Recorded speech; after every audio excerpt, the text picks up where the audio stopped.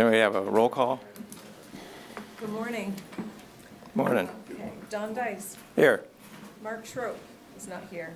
Richard Nipper, Here. Bruce Larson, Here. Kimberly Newton. Here. Deborah Harmon. Here. Laura Lee Thompson. Here. Nicholas Sanzone. Here. All right, Richard Bankhead and Aaron Adams are both not here. Kurt Smith. He's on the line. Teams? Okay. Yeah. Fred Goldstein. Here. Barbara Wall-Scanlon. Eric Manes. Here. John Windsor. Here. Charles Venuto. Here. Okay, we have a quorum. Thank you. Approval of the agenda. Any comments? Motion to approve. Do I have it? Move to accept. Okay, that was Richard. And Kimberly? Oh, we got a second. We got a second. We have a second already. Yeah, you first and her second. All in favor? Any discussion? Any discussion at all? All in favor? Aye. Approval of minutes. Any comments on the minutes from last month? Motion to approve. Richard? Barbara? Any comments? Great presentations. Okay, thanks. Thanks. All right, all in favor? Aye. Aye. Aye. Any opposed? No. All right, we're moving right along to progress reports. Okay. I'm going to be very brief this morning because it's quarterly report time, so you're going to get more details from staff in a few moments. Just the top line, 111 projects completed to date, plus over 2,100 homeowner projects, and things that aren't exactly don't show up in the quarterly report. 5 derelict vessels removed. We received a nice reimbursement check from the state for quick connects to sewer, and we've just completed a groundwater monitoring video that you should get at your meeting next month. I want to take a moment to introduce 2 new staff members who've replaced outgoing staff members. So Alex Wren is a new mucketeer, and Jeff Beaudry is our new quick connect extraordinaire. So Alex has been here for a little while and is up and running, and Joel is learning very quickly. So appreciative to have them on the team. And did you email? So, okay, sorry, I was looking for a piece of paper. There's just one event that I wanted to point out because it's not on the report, and it is pollinator citizen science event. So the MRC and Brevard Zoo are both sponsoring different locations.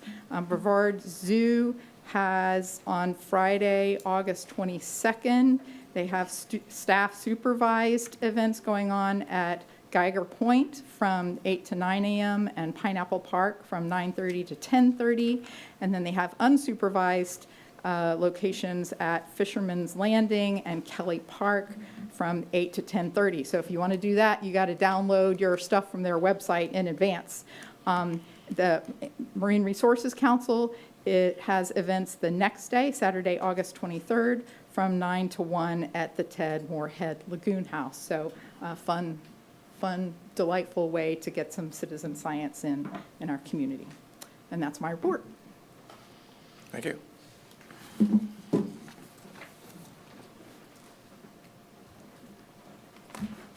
And we have Lori. Done. I just had a quick question. You denoted a little of what they'll do. What specifically makes him a mucketeer, if you don't mind me asking? Is there a specific role? We have 3 staff that work on the muck removal efforts, and so, yes, they named themselves the 3 Mucketeers, and Love it. yeah, it stuck, so. I think that's very interesting just to learn that we have 3 dedicated staff just to muck. That's very important, so thank you. There's a lot of oversight when you get multiple sites, multiple projects going on in different locations. Sure, good to know. Good morning, everyone. Morning. We have received $4.6 million for the May collections, and the total from revenue from conception is $470 million.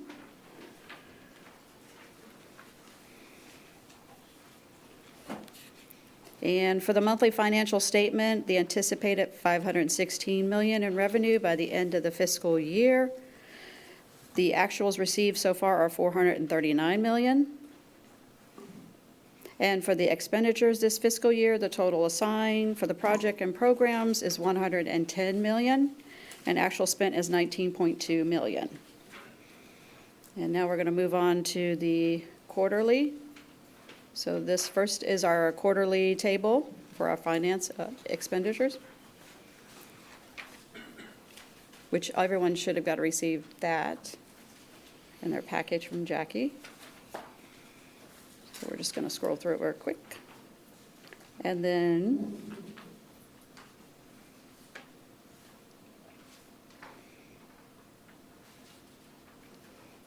should be coming up on our grant table here shortly.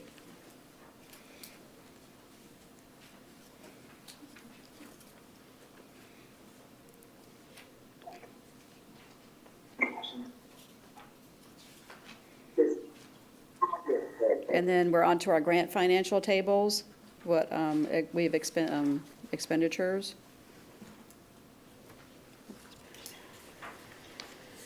And does anyone have any questions on anything? Fred? Yes.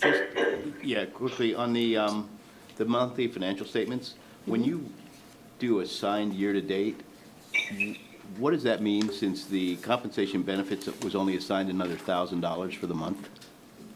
How does that work? The compensation and benefits, that's a good question. That comes from the HR department, because they're, that's what they're keying in. And I noticed that it's going up, and obviously it's under budget, but I couldn't understand how assigned from one month to the next. Actually, it was from June to August, went up 1,000. I think every so often, they look at, how expenditures are going, and we've had vacancies, and then we have new staff, and so they make some changes. But I've never understood exactly how those, I'm worried about the actuals column, and the Right. actuals column reflects what we've actually, spent Right. on staff. That encumbered column is all done by the Human Resources Department. Okay. And the staffing is, the I can dollars are- ask if you Yeah, want- that'd be if great. you The want dollars that. below are Okay. just because you've had lack of staff? Is that what it is, or? In terms of how you're We're under only budget? partway through the year. Right, but I would assume that the total assigned year-to-date and the actuals would be close, in other words. We also had another position that we have decided that we don't need to fill. So that, Okay.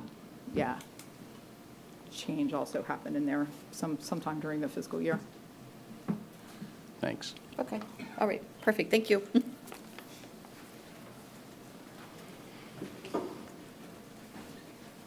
Mr. Chair? Yeah, Kurt? Yeah. Yeah, I didn't realize I had, my phone was on mute. So did I get, when I said here, did anybody hear it? Yes. Yeah, we knew you were there. Okay. Thank you. We could sense you.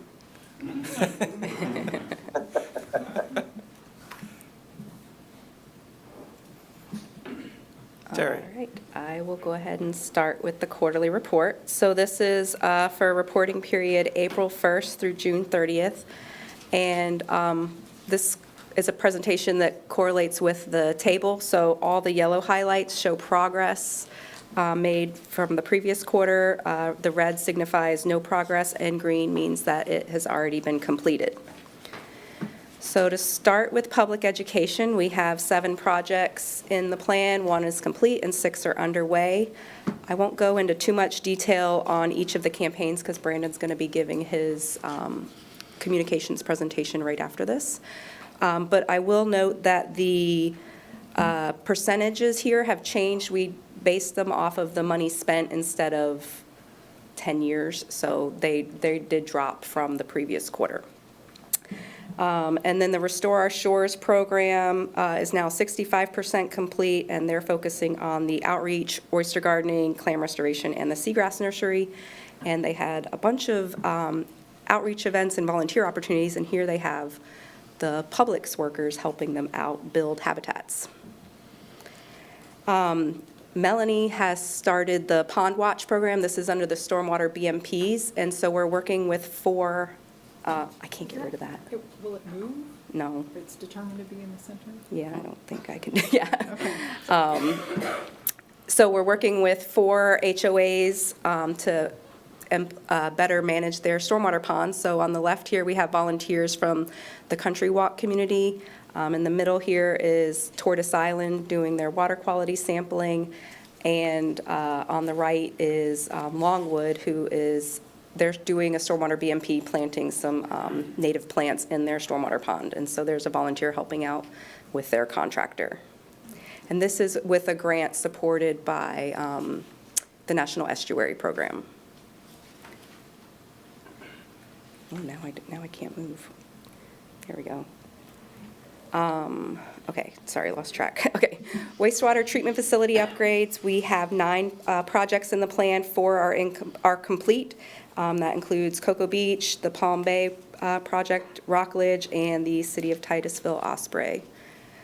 We have 3 in the design phase. Melbourne's Grant Street Water Reclamation Facility is going out for rebid next quarter.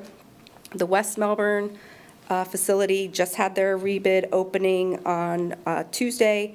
Those values came in at $10.7 million, so previous bids were over double, so this is a much better number to work with. And then the South Brevard County Water Reclamation Facility completed their survey, environmental assessment, and initial geotech, and they submitted their permits. We have 2 rapid infiltration basin projects in the plan. Longwood was one of our first projects that's been completed, and we have not gone to contract for the Sterling House condominium yet. We have 3 package plant connections in the plan. Oak Point was completed. Willow Lakes is underway. They just completed the additional survey and plan revisions for the utilities department. The county received grant funding to assist the Cove to connect their package plant, but because costs were really high, they are considering withdrawing that as a package plant connection and upgrading their plant instead. So we're working with them to figure out the decision-making process for that. For sewer laterals, we have 6 projects in the plan. 5 smoke testing projects are complete, and then we are continuing to work with homeowners for their repairs. To date, we have 1,122 of 1,184 repairs completed. For septic removal, we have 44 projects in the plan. 4 are completed, and we have 14 in construction and 12 in design. The Kent and Via España had 2 more connections this quarter. Hogue and Penwood each had 1 more. The City of West Melbourne began construction on Lake Ashley and Dundee Circle last quarter. You might recall their contractor ended up closing up shop.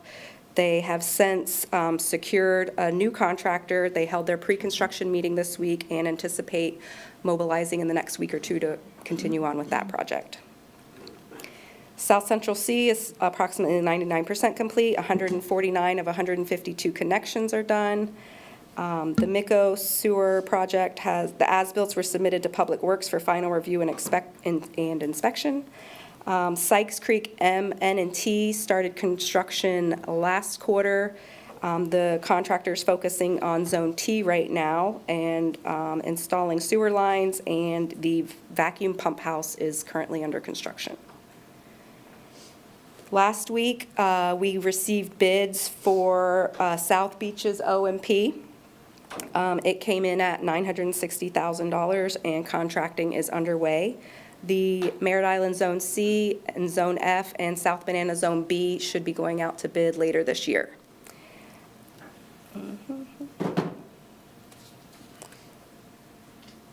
Oh, and the others made progress in the design, and then the city of Palm Bay withdrew their Zone B septic to sewer project, so those houses will now be eligible for septic upgrades.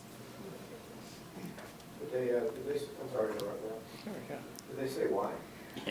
They do not have any plans to accomplish that project by the 2030 goal, and they have many residents that are ready and have failing tanks now. So do we then revise the nitrogen projections and everything based on that? That'll happen with the plan update. Okay, thanks. For septic upgrades, we had an additional 98 applications this quarter, and 81 more were complete for a total of 499. And then for quick connections, we had 9 more applications and 77 more were complete. For stormwater projects, we had 3 more completed this quarter. 1304B West Arlington and Satellite Beach was completed, and Flounder Creek up in Mims was also completed. And then Titusville Commons and City Hall tree boxes was completed. The table says 110, this makes 111 because it came in right after the tables were completed. So, and so they installed 11 tree boxes around Indian River Avenue in Titusville. So the St. Johns River Water Management District, Crane Creek M1 Canal Flow Restoration Project is at 99% complete. And you may have seen that the governor was here on Monday to celebrate its completion. We also had the chair of St. Johns River Water Management District, Rob Bradley, and the FDEP Secretary, Alexis Lambert, here for that event. On the right, we have the Basin 960 denitrification project that's currently under construction. That should be substantially completed later this month. And with that is the 958 vegetation harvesting project, so they're kind of happening simultaneously. The Apollo GA baffle box is currently under construction. The box will hopefully be installed next week, and we're hoping to capture a video on that, as it will be the largest baffle box installed. And Danny, I'm sure we'll talk more. Okay, I gave it away, sorry.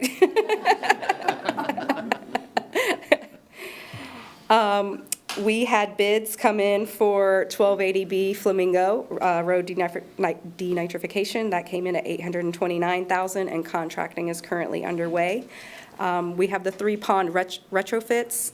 Welty came out to $205,000 for construction. Lake Washington and Croton, $183,000, and North Wickham and Conservation Place, $394,000. We have 14 others that are in the design phase. This quarter, the Huntington Pond project completed surveys and will start modeling. Cocoa withdrew their Forest Avenue outfall base flow project.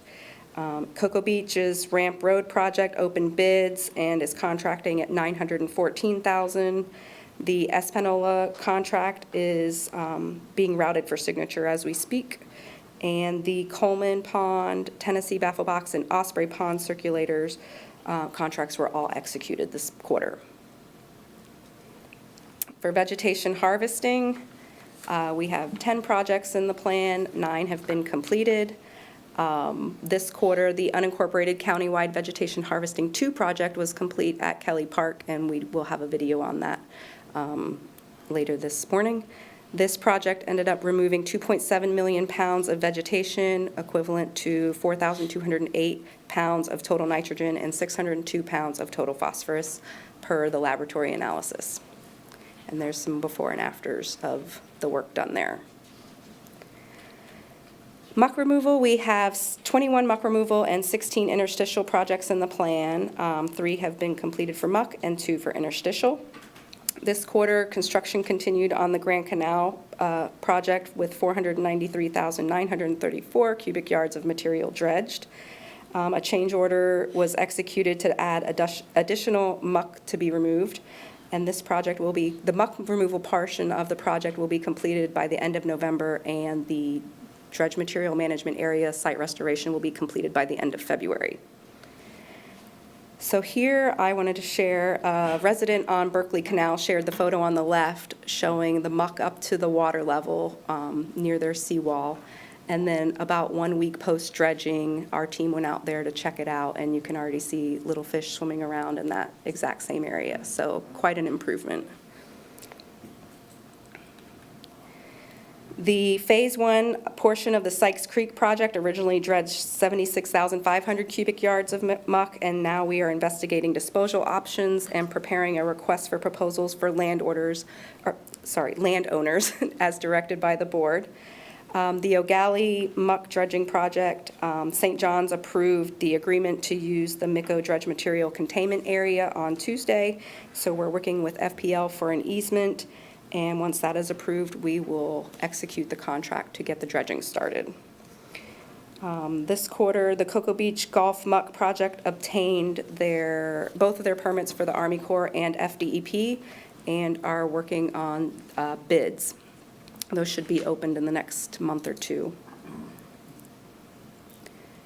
The oyster bars, we have 26 projects in the plan and 12 are complete. This quarter, the Brevard Zoo completed the North Indian River Lagoon Oyster 2 project, which installed over 21,000 square feet of oyster bars.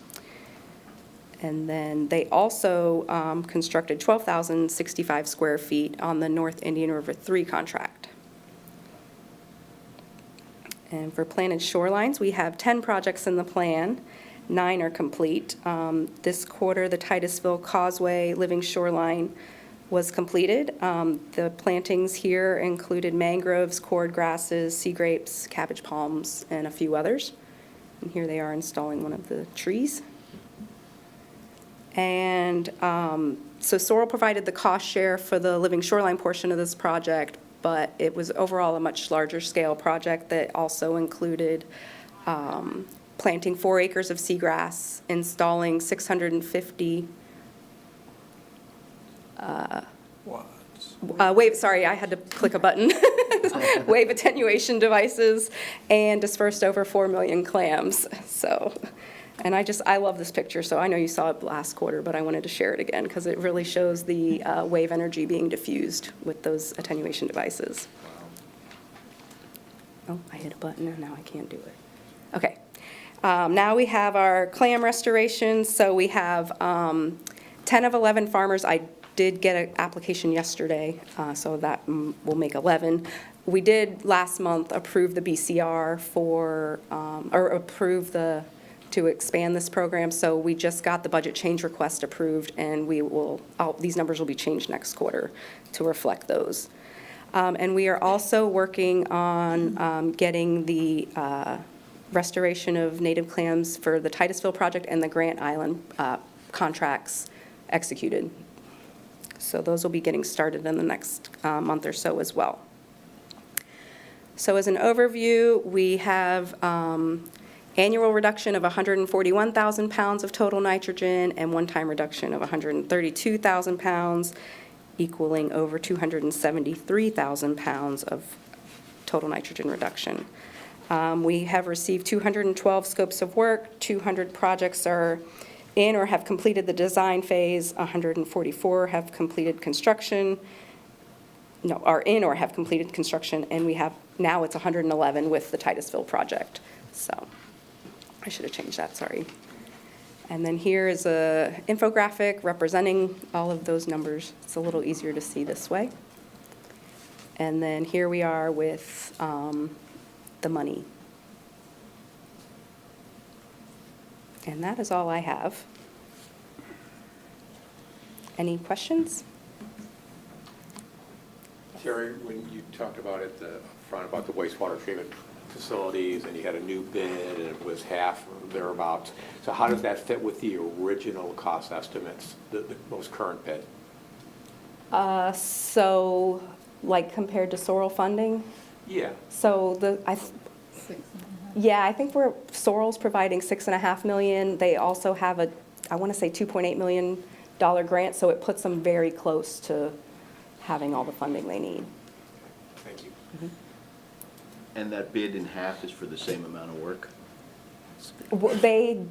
I don't know exactly what they changed, but they changed something to make it a smaller scale project, but it should still have the same nutrient reduction.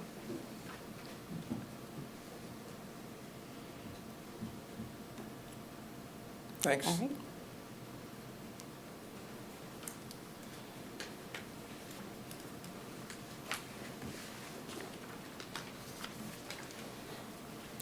Good morning, Brandon. Good morning.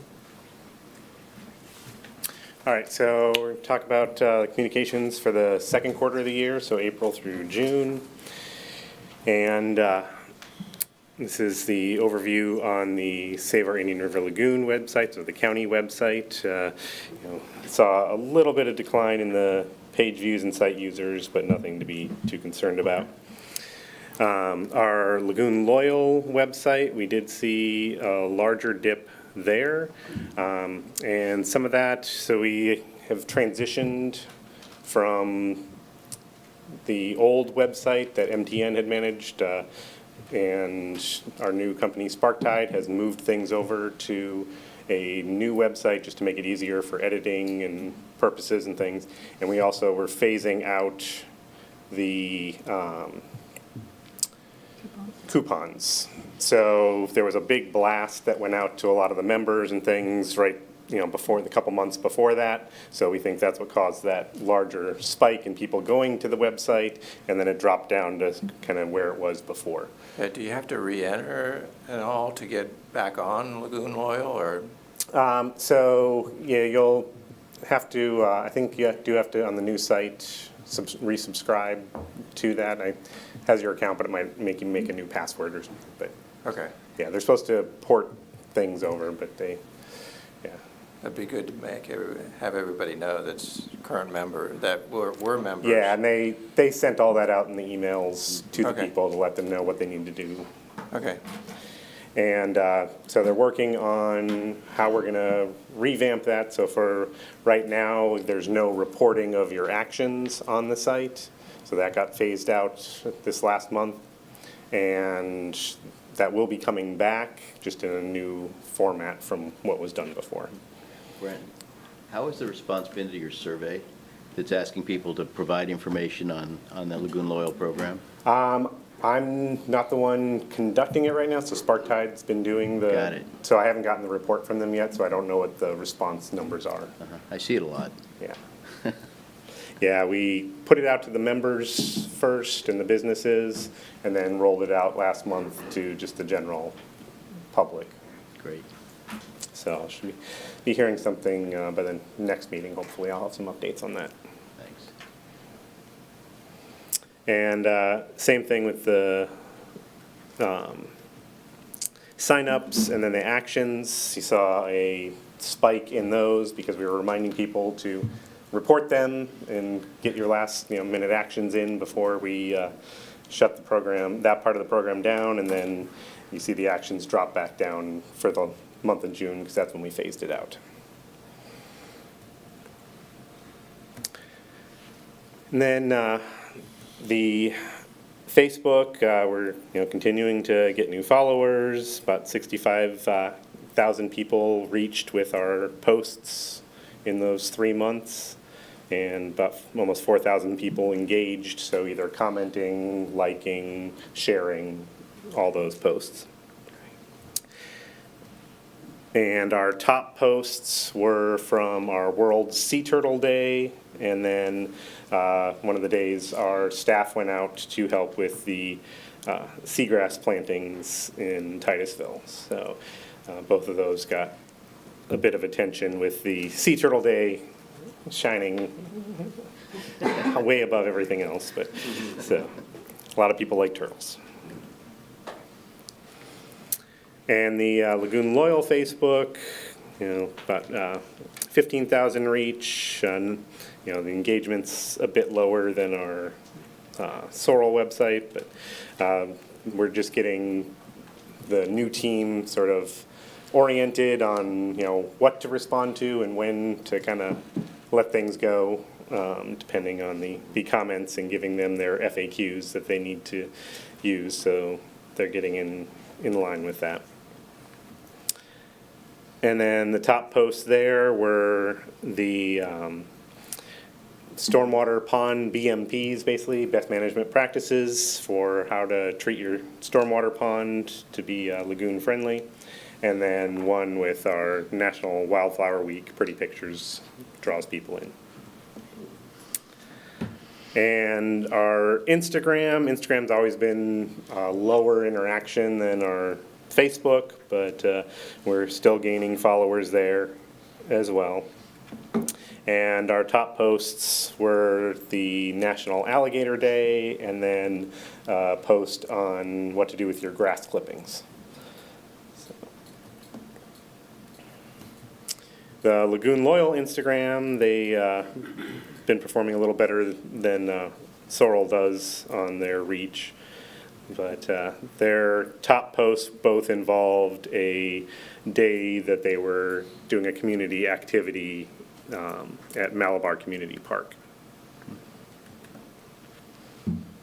And then our monthly newsletter, the subscriptions to it keep climbing. We have been seeing a slight decline in the open rate, but we're not that concerned because the average open rate for the nation is 42%.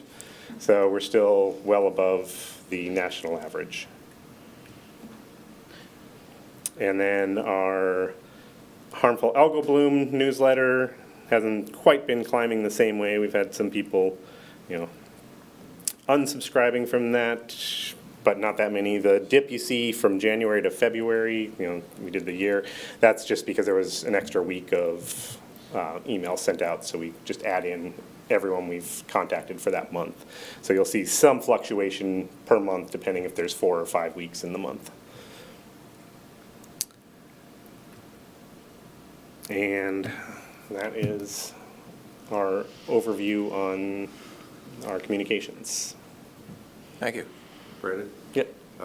Great open rate, by the way. That is a really good open rate. For Instagram, I'm having a similar with on a lot of the channels that I manage. And we found that there was like one of those key phrases that's kind of popular right now. And I wouldn't have believed it if it wasn't for the young person in the office telling me it. But this, ... and then something else, and like a bunch of pictures.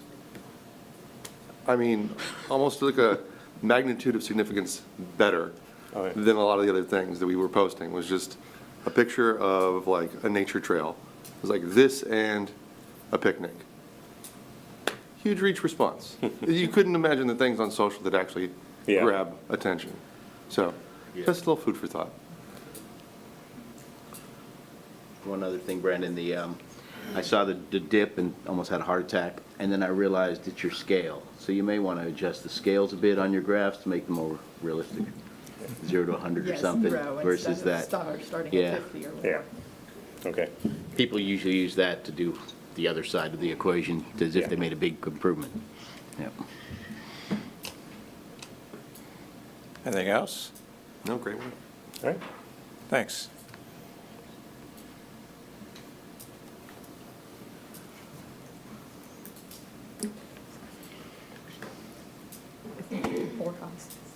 Yeah.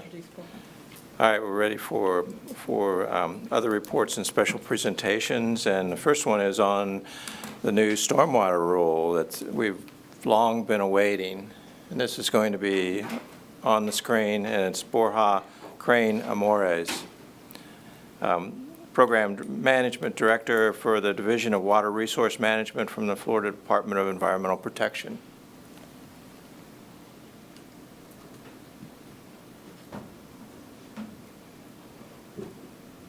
So, Borja, can you hear us? Can you guys hear me? Yes. Yep. You can go ahead and share your screen.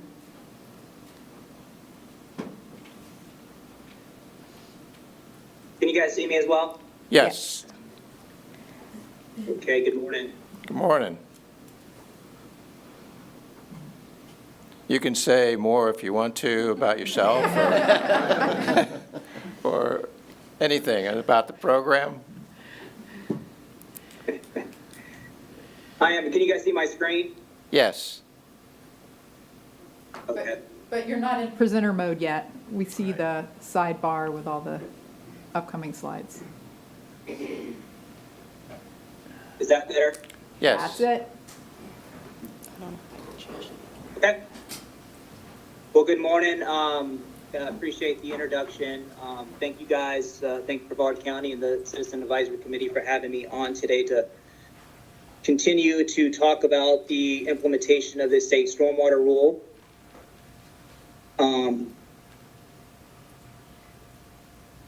One of the things I thought was important is to still continue to talk about the history of the rulemaking process. And so this rulemaking effort started back in 2020 under Senate Bill 712, which was known as the Clean Waterways Act.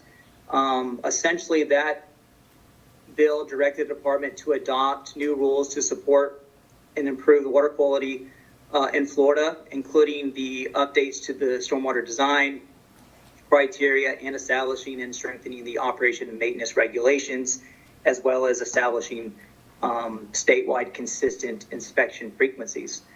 So from there, we established a technical advisory committee that met over 13 times. A summary of that report, that tax summary report, is on the department's rulemaking website.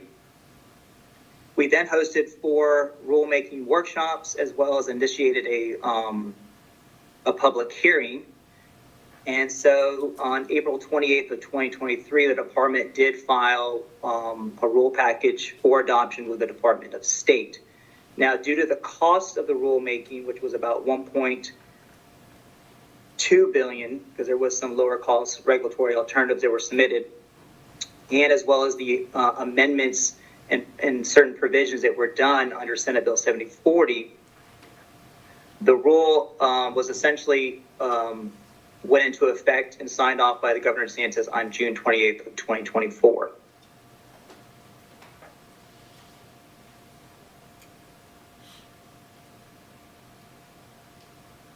So the initial framework, or a majority of the changes in the rulemaking, were done within the Applicant Handbook Volume 1 on the sections that you guys see on the screen, as well as changes that were made on revisions done to Chapter 62-330 of the Florida Administrative Code. And this was essentially to provide statewide consistency on all of the stormwater design criteria to ensure increased treatment and removal of nutrients from stormwater discharge, as well as strengthening that operation and maintenance requirements.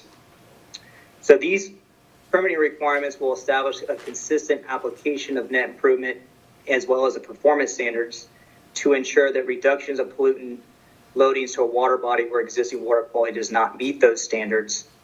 The rule also strengthens the requirements for the operation and maintenance, establishes the associated guidelines and plans for those regulations, includes new training opportunity that I'll talk about later, strengthens the record and documentation, and again, establishes that framework for the statewide consistent inspection frequencies. I did want to note that there were updates to the Applicant Handbook Volume 2, but the Volume 2s will still retain the the attenuation requirements, as well as the special basin criteria. And so, as I mentioned, there were several amendments and provisions that were done under Senate Bill 7040. Some of those things were grandfathering provisions that you see on the screen. These grandfathering provisions can be found in Section 3.12E. And so these activities would have needed to be either submitted or approved by a local government or an agency prior to January 1st of 2024. And if they meet those requirements, they are essentially grandfathered in from the new rule requirements until the specified expiration date.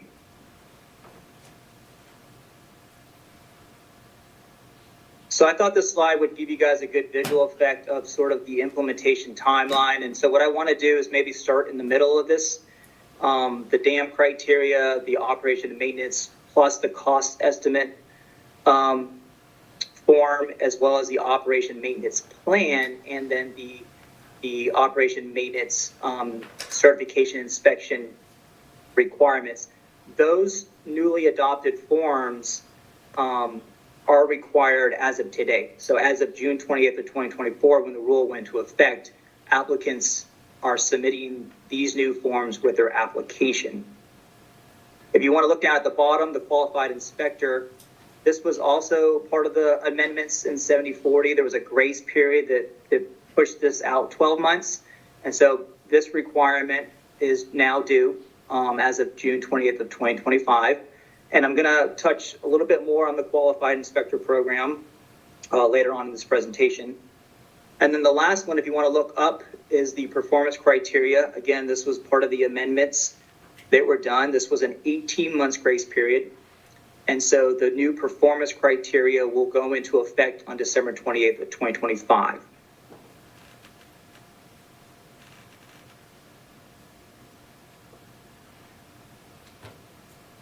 So I'm hopeful that this slide of this visual effect kind of gives you a quick snapshot of the criteria done in Section 8. And this is probably the biggest and most important changes that were done in the rulemaking process. This is sort of the evolution from the volumetric criteria to a treatment-based performance standard. A targeted percent reduction is sort of what we're looking for. This is where ERP applicants would be required to demonstrate through calculation or modeling that their stormwater system will provide the treatment efficiencies outlined that you see in this table. These new performance standards are based on a two-pronged system where an applicant would need to have their project reduce a level of nutrients equal to pre-development or required to meet a treatment performance efficiencies listed in this table. So whichever is the more protective criteria is going to apply to their project. At a minimum, all sites, all applicants will need to start with Section 8.32 for their stormwater management system, where they will be required to achieve an 80% nutrients reduction for TP, total phosphorus, and a 55% reduction for total nitrogen.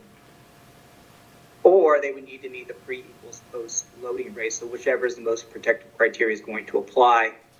And so depending on where you are within the Hub 12 watershed will depend on the criteria that applies to you. So if you are in a Hub 12 that discharges to an impaired water body, you'll find yourself in Section 834 and looking at the 80% for TNTP, as well as the post is greater than equal than pre plus net improvement. I did want to point out on redevelopment, also part of this amendments that were done, and to help encourage, incentivize redevelopment with the understanding that there's very little to no stormwater treatment on site. The original 55% for total nitrogen was reduced to 45%.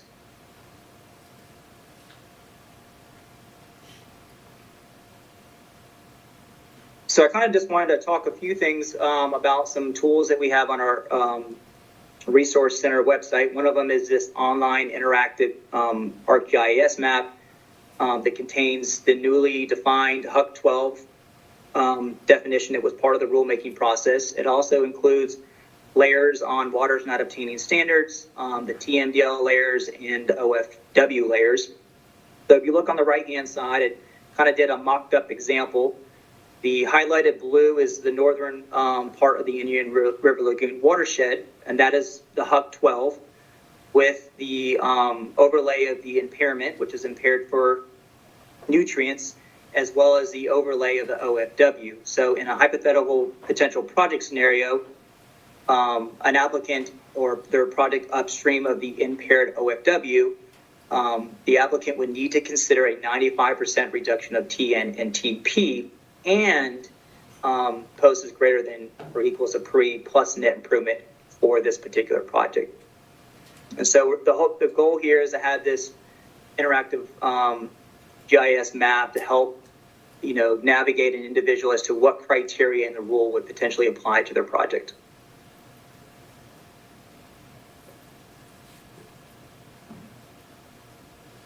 So Section 9 was to help calculate by hand the nutrients loading rates for a pre-development condition and the post-development condition before treatment. There's a couple of factors that this is based on: the land use type, the hydrology of the site, as well as the event mean concentration for both total nitrogen and total phosphorus. There are several models that can also be used. I think EPA has a couple models, and I think most folks in the state of Florida are familiar with BMP trains. The next thing we did is we adopted Appendix O in the rulemaking process. This is where all of the traditional BMPs can be found, the literature, the efficiencies of those BMPs, as well as providing the design aids for green infrastructure practices are within Appendix O.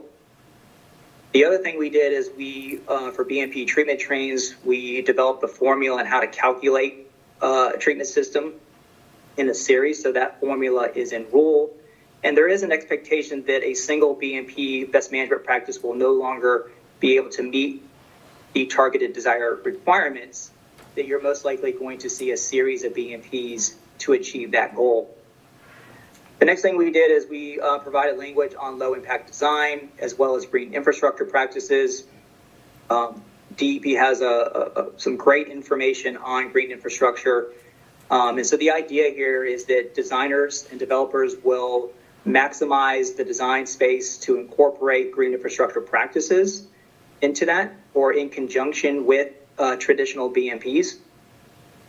And then the last thing here is we put language for alternative design. This is sort of where the innovative technology concept is for now. I do have another slide to talk a little bit more about that. But I do want to note that this technology from the vendor still must be verified through engineering plans as well as representative monitoring to ensure that it's going to perform as expected. And then the last grouping here are alternative methods that were actually established in the applicant handbooks volume 2 that were brought over to volume 1 to provide that statewide consistency. So if you're not familiar with over-treatment, this is where a portion of the site is not treated and another portion of the site is treated to a higher degree. The next one is the off-site compensatory treatment, and this is where the owner of the development has land available not at the site location, but elsewhere where they can treat the required amount of stormwater treatment upstream. I do want to note that modeling is required to account for the locational factors and to ensure that there's no localized adverse impact to the untreated project location. And then the last one I think most of you guys are familiar with are these large regional systems. This is outlined where a larger stormwater system can allocate treatment, stormwater treatment for a set drainage area.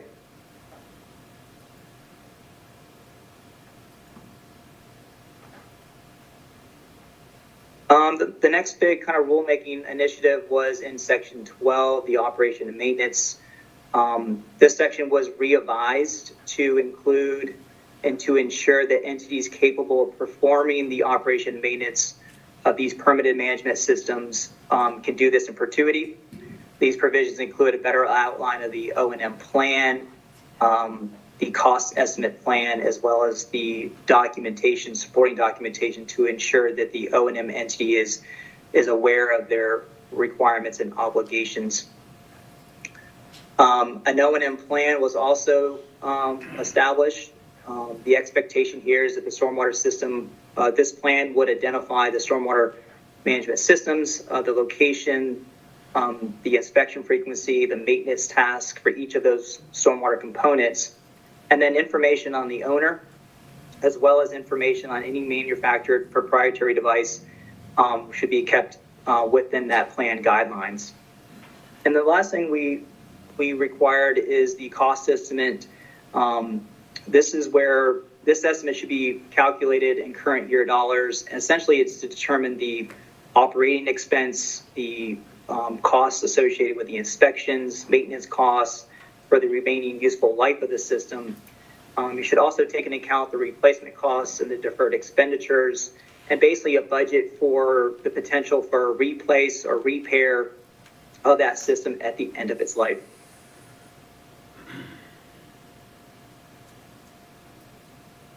So I mentioned earlier about the qualified inspector here. And so for the last 8 months, we've been working diligently with the University of Florida and the IFAS extension. So shout out to Dr. Beam. But this course agenda is required. This qualified inspector is required because the operation and maintenance inspection certification form requires a qualified inspector to sign off on the inspections those stormwater management systems.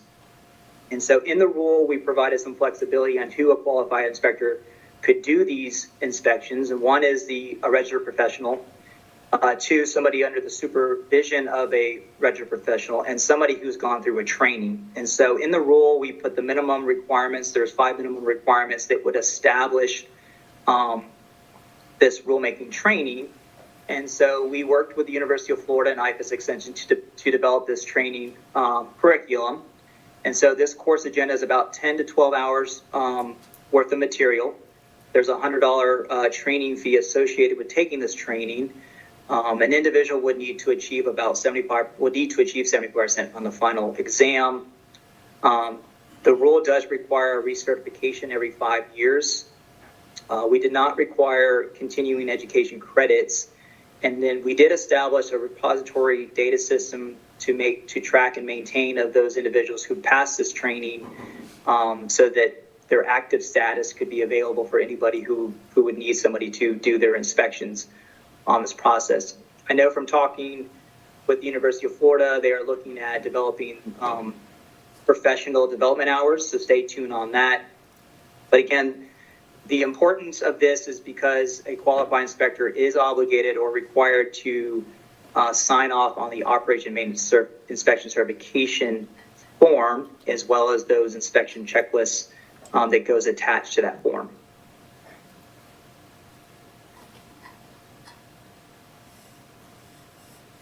The other thing that we've been really working on, really since the TAC committee identified, or we had conversations on the BMP library, we've had numerous conversations with other states who have an innovative program. And so I'm pleased to announce that we have a concept in place called the Florida Cistern. It is the Florida Center of Innovative Stormwater Technology and Engineering Review Network.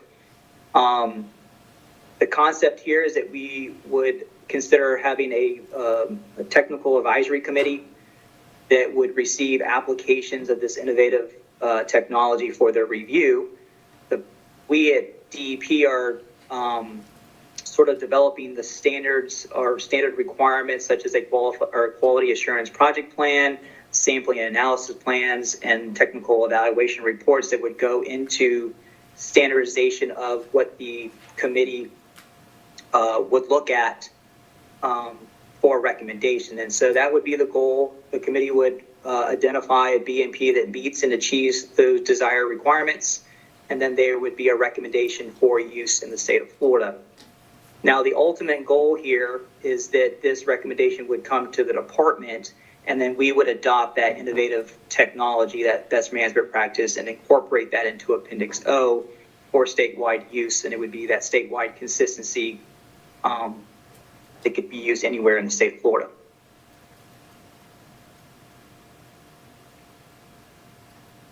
And so I've talked a lot about the ERP Stormwater Resource Center, and we developed this because we knew we needed to communicate our strategies. It was important for us to get the information. And so this kind of living website, I call it a one-stop shop, has a lot of good information, all of the updated rules from the Applicant Handbook 1 to the Volume 2s.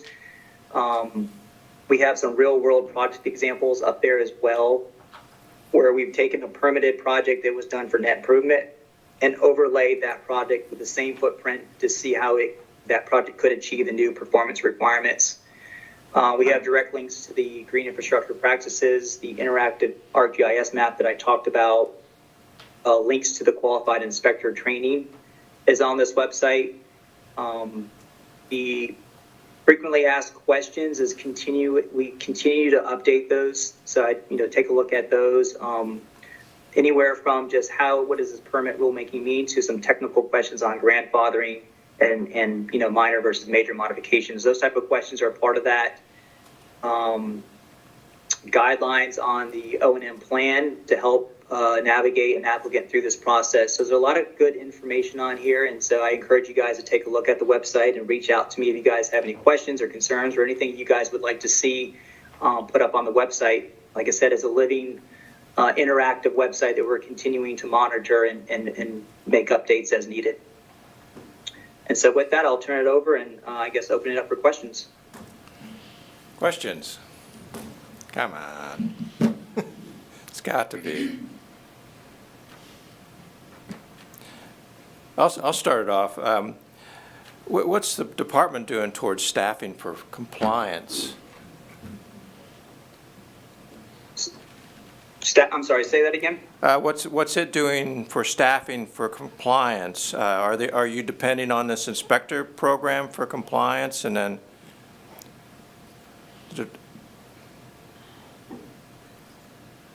So for the compliance of the inspections of these systems, Yes. these, And so that performance? application, that form and that inspection checklist would be submitted to, either DEP or the Water Management District's e-compliance portal. And so there would be recommendations as to what is needed, if everything's satisfactory, or there are some minor repairs, that there would be a follow-up to that. So depending on what the issue that is identified with that particular system would be a follow-up from one of those agencies. Is there staff available for that? Yes, of course. Okay. When you talk about a registered professional as oversight on the inspectors, what is a registered professional? Somebody with a professional license, a PE license,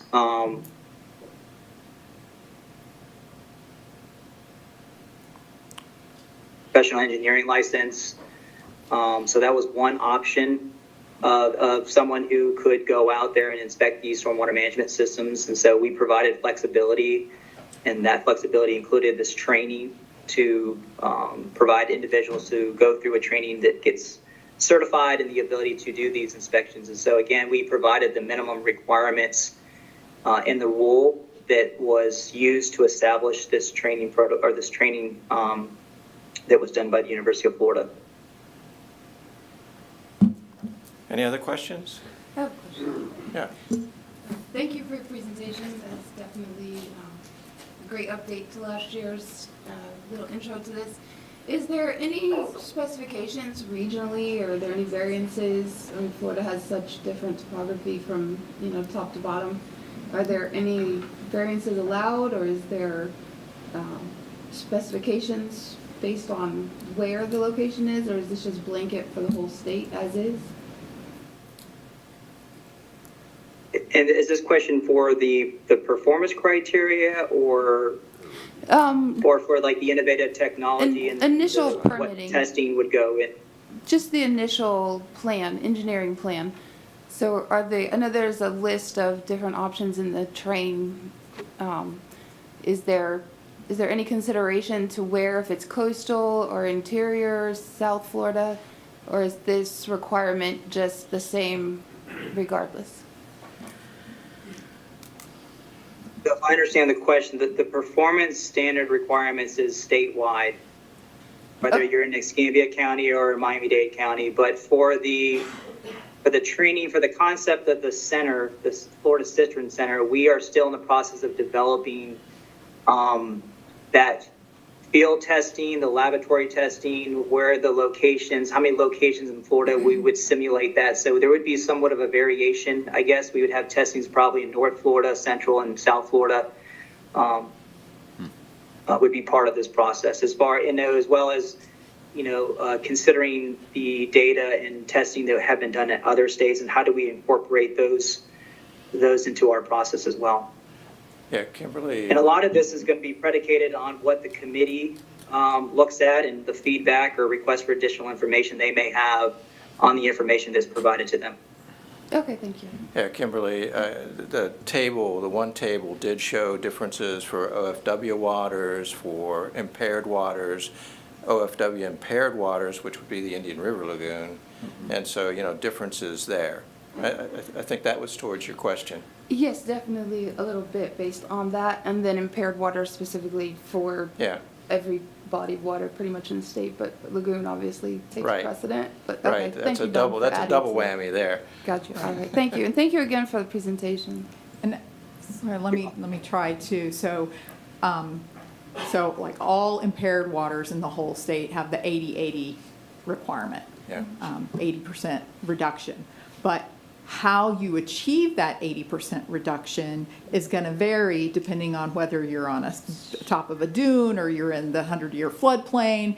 And so what best management practices, what green infrastructure, what you choose will be site dependent, but the combination of BMPs that you implement has to add up to whatever the required reduction is for the, in this case, the 80% reduction, or for us where we have outstanding Florida waters that are also impaired, 95% reduction. Yes, and I saw the variances with the redevelopment versus that, and then of course, utilizing that green infrastructure aspect that you mentioned is hopefully gonna take off.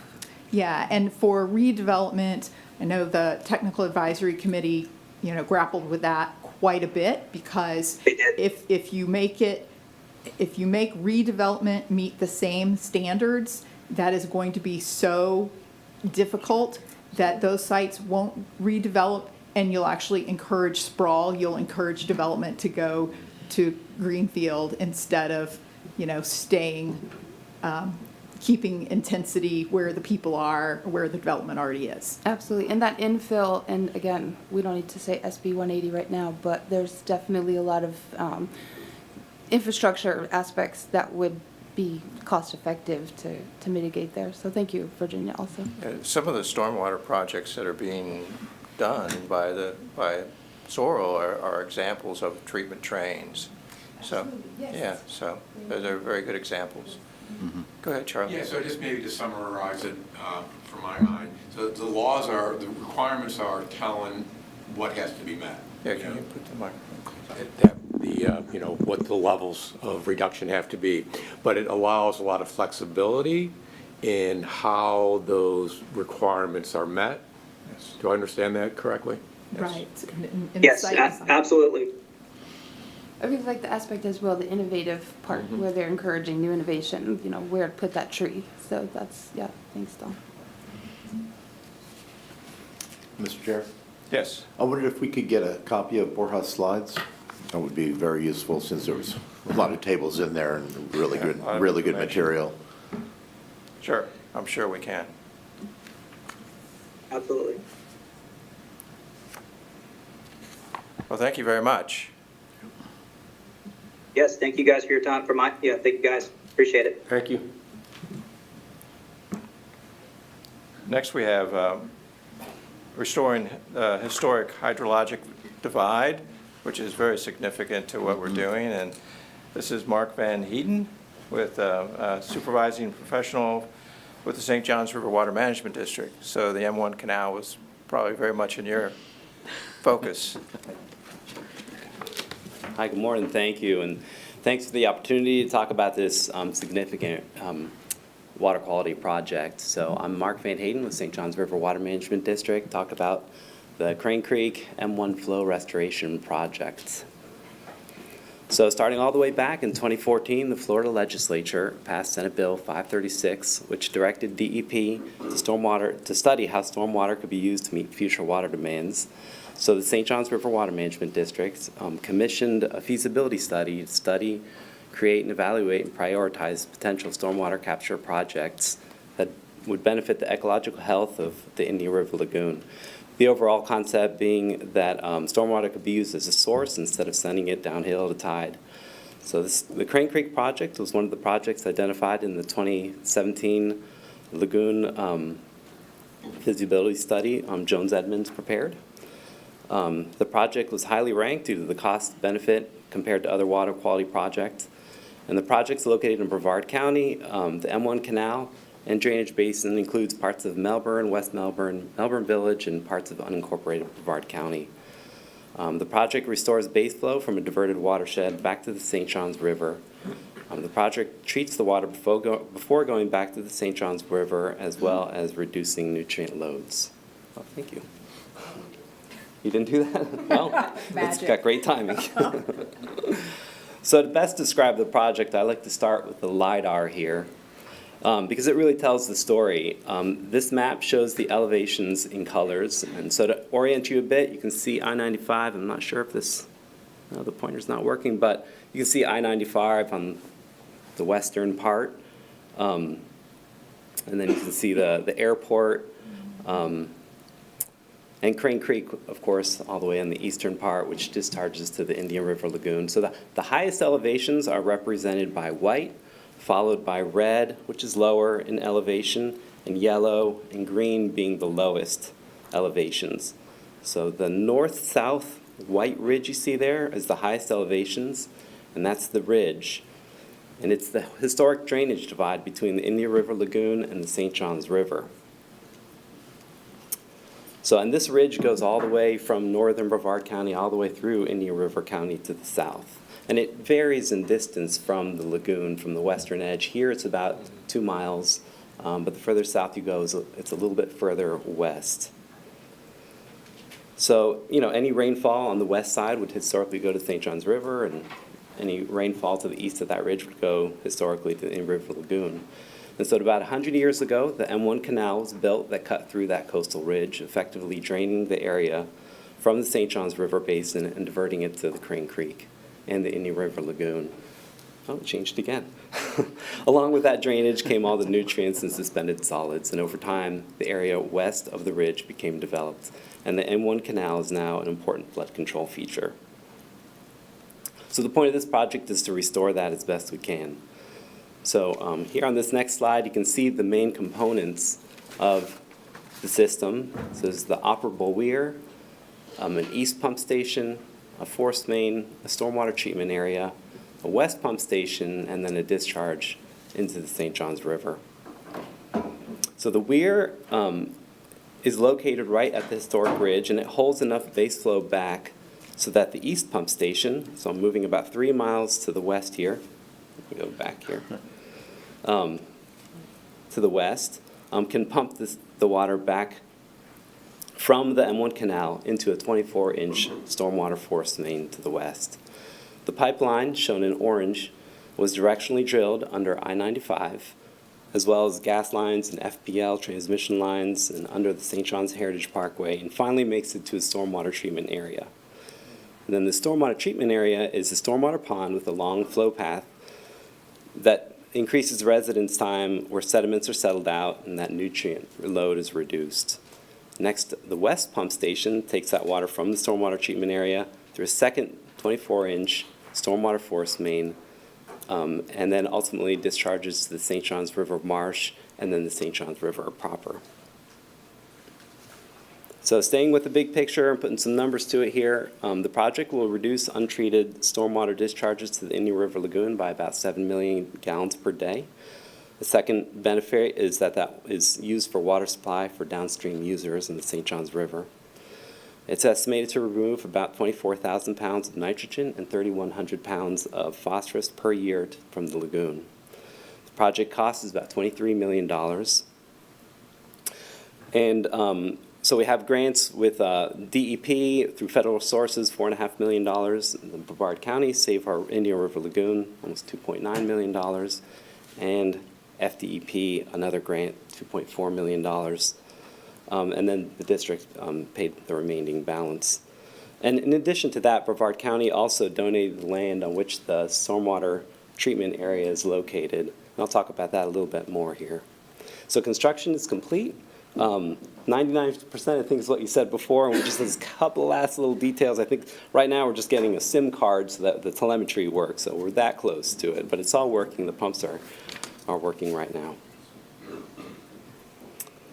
Okay, so I'm just going to go over a couple of the components here, starting with the ridge, the weir at the ridge. This project uses what's called an Obermeyer weir. These are specially designed steel plates that are raised with a bladder that's inflated with air. This type of weir has a couple of advantages. First being that any debris that can pass over the weir, reducing obstructions and reducing maintenance. So this is an important canal, and it can't get obstructed. A lot of people live behind that canal. So also in the event of a hurricane or tropical storm, the plates are lowered well in advance, and the canal bottom kind of returns to exactly the way it is today. So there's no change in flood control.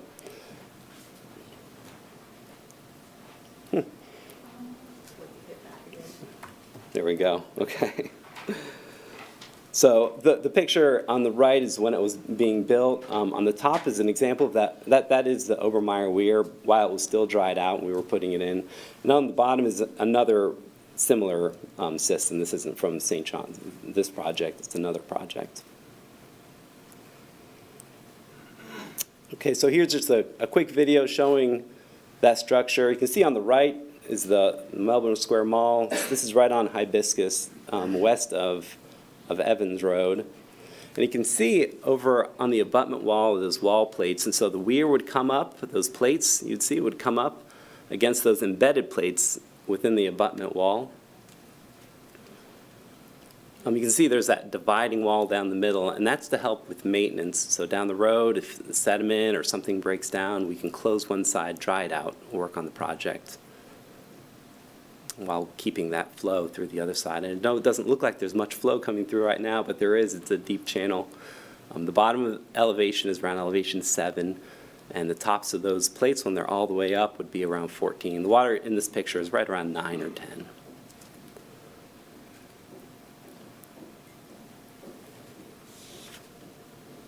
This is looking west now. Here we're looking north. On the other side of this is the Oaks movie theater over there. Just orange hue a little bit.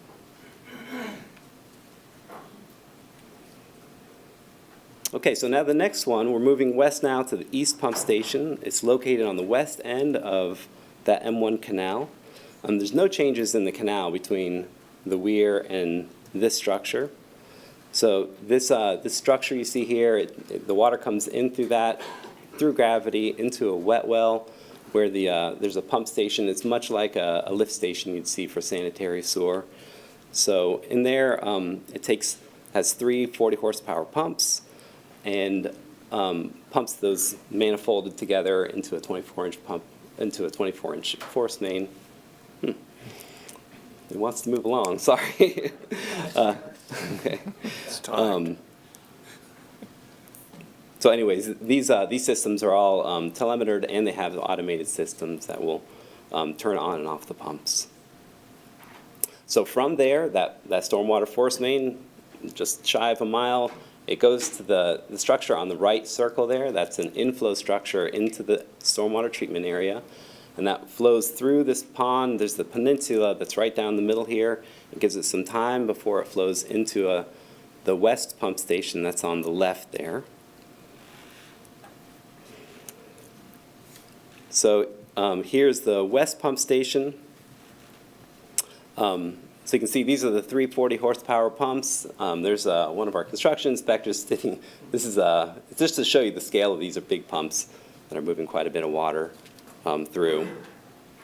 Again, into another 24-inch force main that runs along the Heritage Parkway and then along 192 and ultimately the St. John's River. And finally, here's the structure. This is just north of 192. And so that's the outfall structure for the whole thing. And then if you look at the bottom picture, all the way at the bottom right-hand corner there, that's that same structure. It goes in through the marsh, and way off in the distance on the top left is I think that's Lake Washington. You can about see that from there. So that's the Crane Creek project in a nutshell. It's restoring flows, improving water quality, and benefiting both Indian River Lagoon and the St. John's River. And I'm happy to take any questions.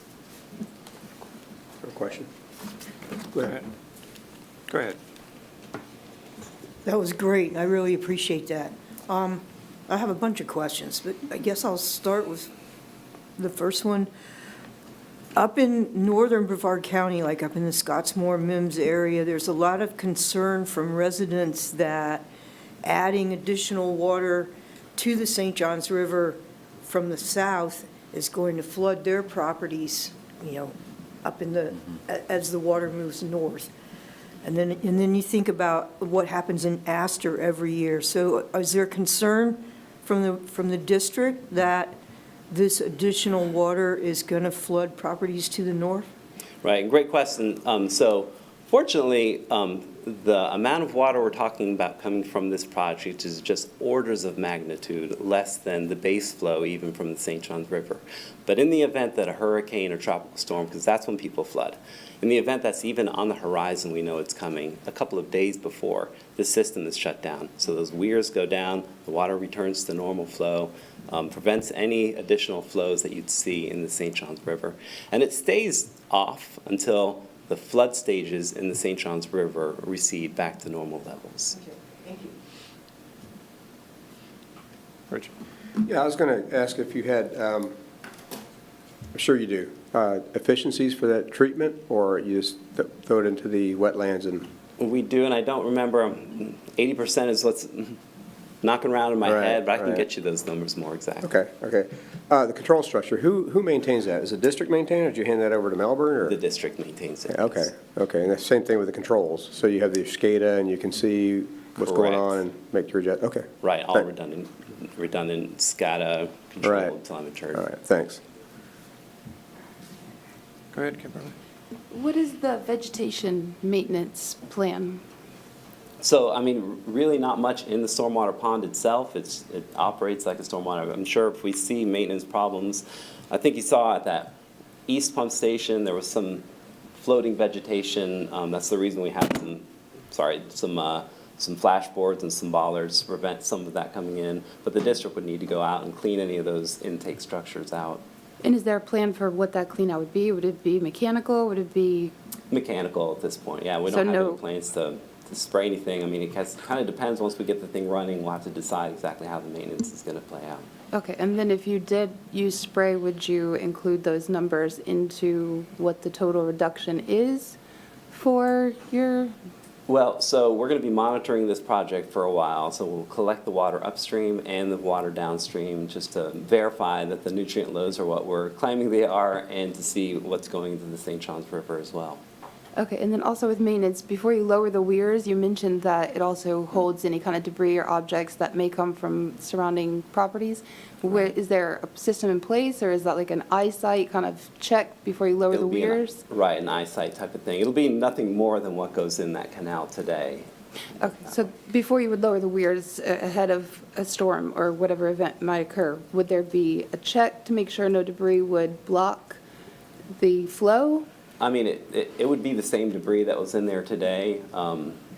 Sure, if there's something that would prevent flow or cause obstructions downstream, we would certainly take a look at that, absolutely. Okay, and do you know if that's already, like, in the plan, if that's part of? That's not part of the plan, mostly because it's the same debris that would be in there today would pass through as if the project was not there. Okay, so when you said that the weirs withhold debris from going in, where would that debris collect? No, well, it would just. Or did I misunderstand? It passes the debris the same way the canal passes it today. Mostly, we didn't want to put a structure in there that would require gates or anything mechanical, because that could be, more maintenance during a storm. It needs to be open, and so sure. to have Oh, like instead of absolutely. a top closing gate, this is a bottom opening gate.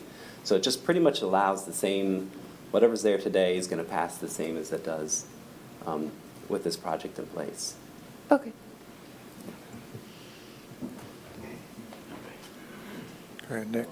Kind of jumping off of Kimberly's first question about the vegetation. Along the slopes, you were saying there's some growth. What's the salinity in the water over there-ish, do you know? I don't know the salinity in the, so it should be pretty Pretty much brackish. fresh. Yeah, well, this is collecting water from stormwater runoff, So mostly fresh? mostly fresh, yeah. Okay. I'm just imagining the maintenance could maybe be avoided if the littoral zones were planted with native plants that would be able to be maintained or at least grow in a pattern that's a lot more manageable. Absolutely. I don't know if you could get Spartina grasses in there or even mangroves, but there's a lot of surface area along the sides of all of that canal system, right? There is, and we're not doing any work in the canal system at all, and really, this water isn't taking any brackish water whatsoever, purely, it's all going to be fresh water Okay. all the way through. But yeah, that's an important littoral shelf. It's right now has a little littoral shelf, and that definitely helps with producing some of those nutrients. It's mostly just grass, and I saw Right. some Australian pines, I think, over there as well. I think at the East Pump Station, but not really associated with our project. There is Okay. some there. Thank you. So thank you. Fred, go ahead. Just quickly, thanks. One, I think the project is great. The issue that Laura Lee raised obviously includes individuals north of our county who are screaming about water pushback that way. Right. So I think, one of the important issues I think we need to explain to people is, while this was 100 years ago, we're trying to make it like it has been. We happen to build in some places that are difficult, obviously, but it's important for people to understand. I think it happens a lot with what we do around the lagoon. People don't understand how it was originally because they haven't been here that long, or me for certain, as someone like Laura Lee might have been. So I think, as you talked about, I think you used the term, return it. We'd open it up to put it back to normal. Well, actually, we'd open it up to put it back to abnormal, in a sense. Right, and even this project is a bit of a compromising. It's not Right. getting every drop of water. When storm flows happen, they're going to go over that weir, and it'll go to the same place it goes to today. It's really capturing the base flow. That's the. And I appreciated the minuscule amount you mentioned, but I think people need to understand that as well, obviously. It really is such a small amount. We're talking, I was actually talking with one of the modelers just yesterday, and I don't have the numbers off the top of my head, but we're orders of magnitude less than even the base flow in St. Johns River. Thanks. Charlie, go ahead. Yeah, I was just wondering what other projects are on the horizon that would have the similar benefit to the lagoon, even if they're outside of our county here. Well, there's one real nearby, the C10 project, that's under development right now. We're not under development, we're under design right now. We just procured a design engineer, and we're right now in the negotiating the first 30% design drawings as we speak. Yeah, that'll be a big project too. Good. Laura Lee, go ahead. Was there already some culverts in place under I-95, or did you have to design a whole passageway under I-95 to move the water to the other side? And the reason I ask is because we have a giant dam up in Titusville area made by I-95 that's got some little culverts under it that doesn't seem to move the water west the way it should. Yeah, so for this project, we did have to directionally drill under I-95. This is all new through, 24-inch pipe, 30 feet under I-95. I'm always amazed they can even do it. It seems like it's magic going under those that far of a distance through a corridor with other utilities.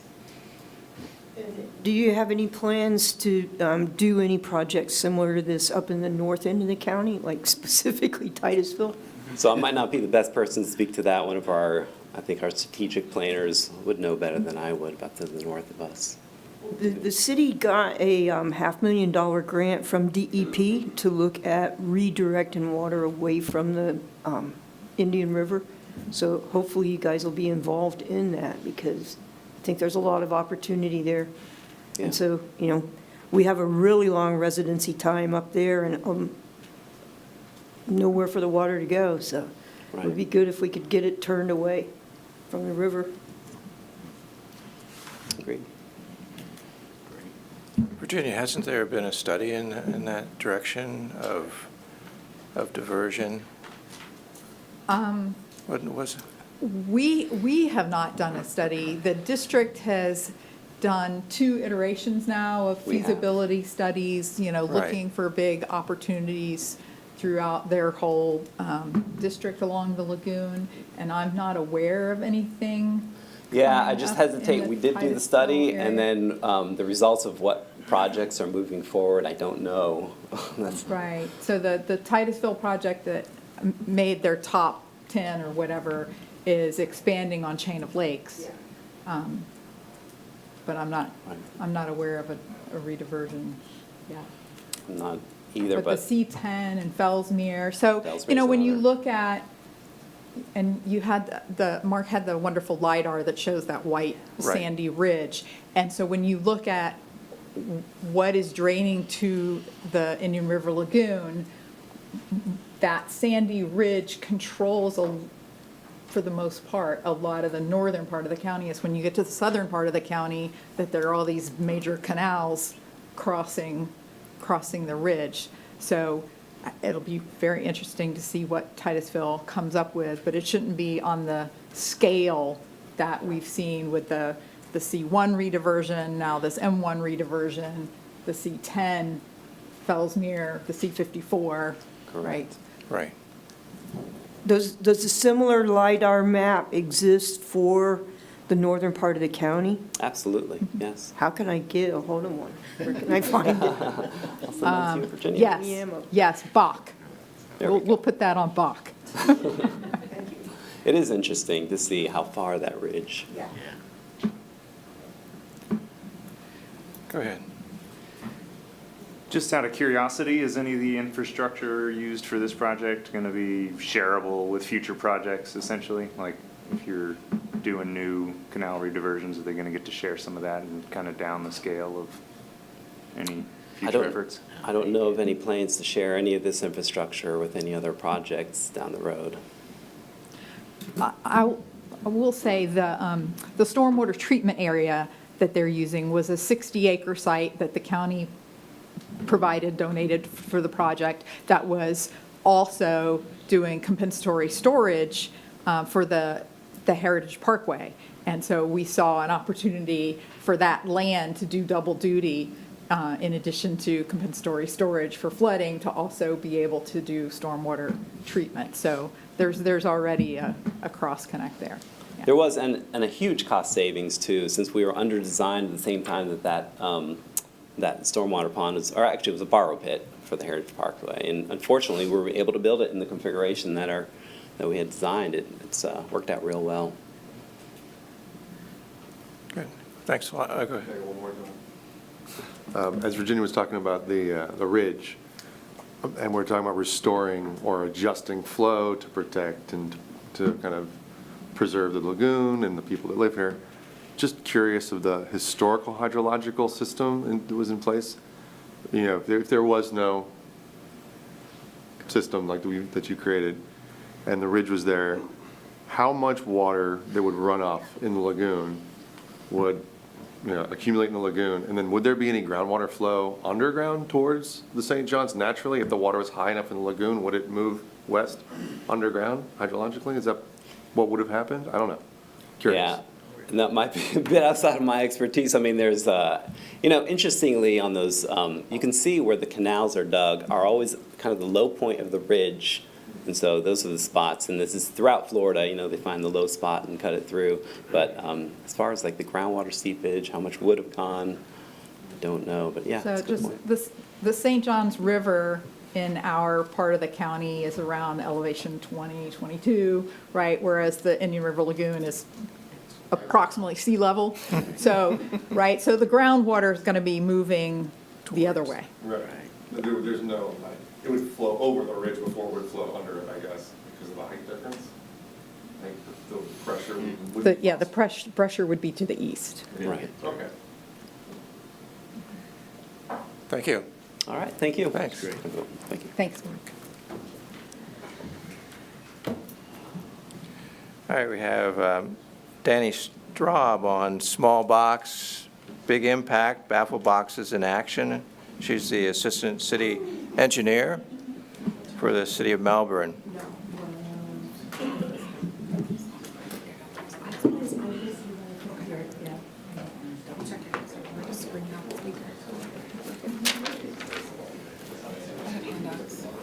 Okay. Yes. The lawsuit? Yeah.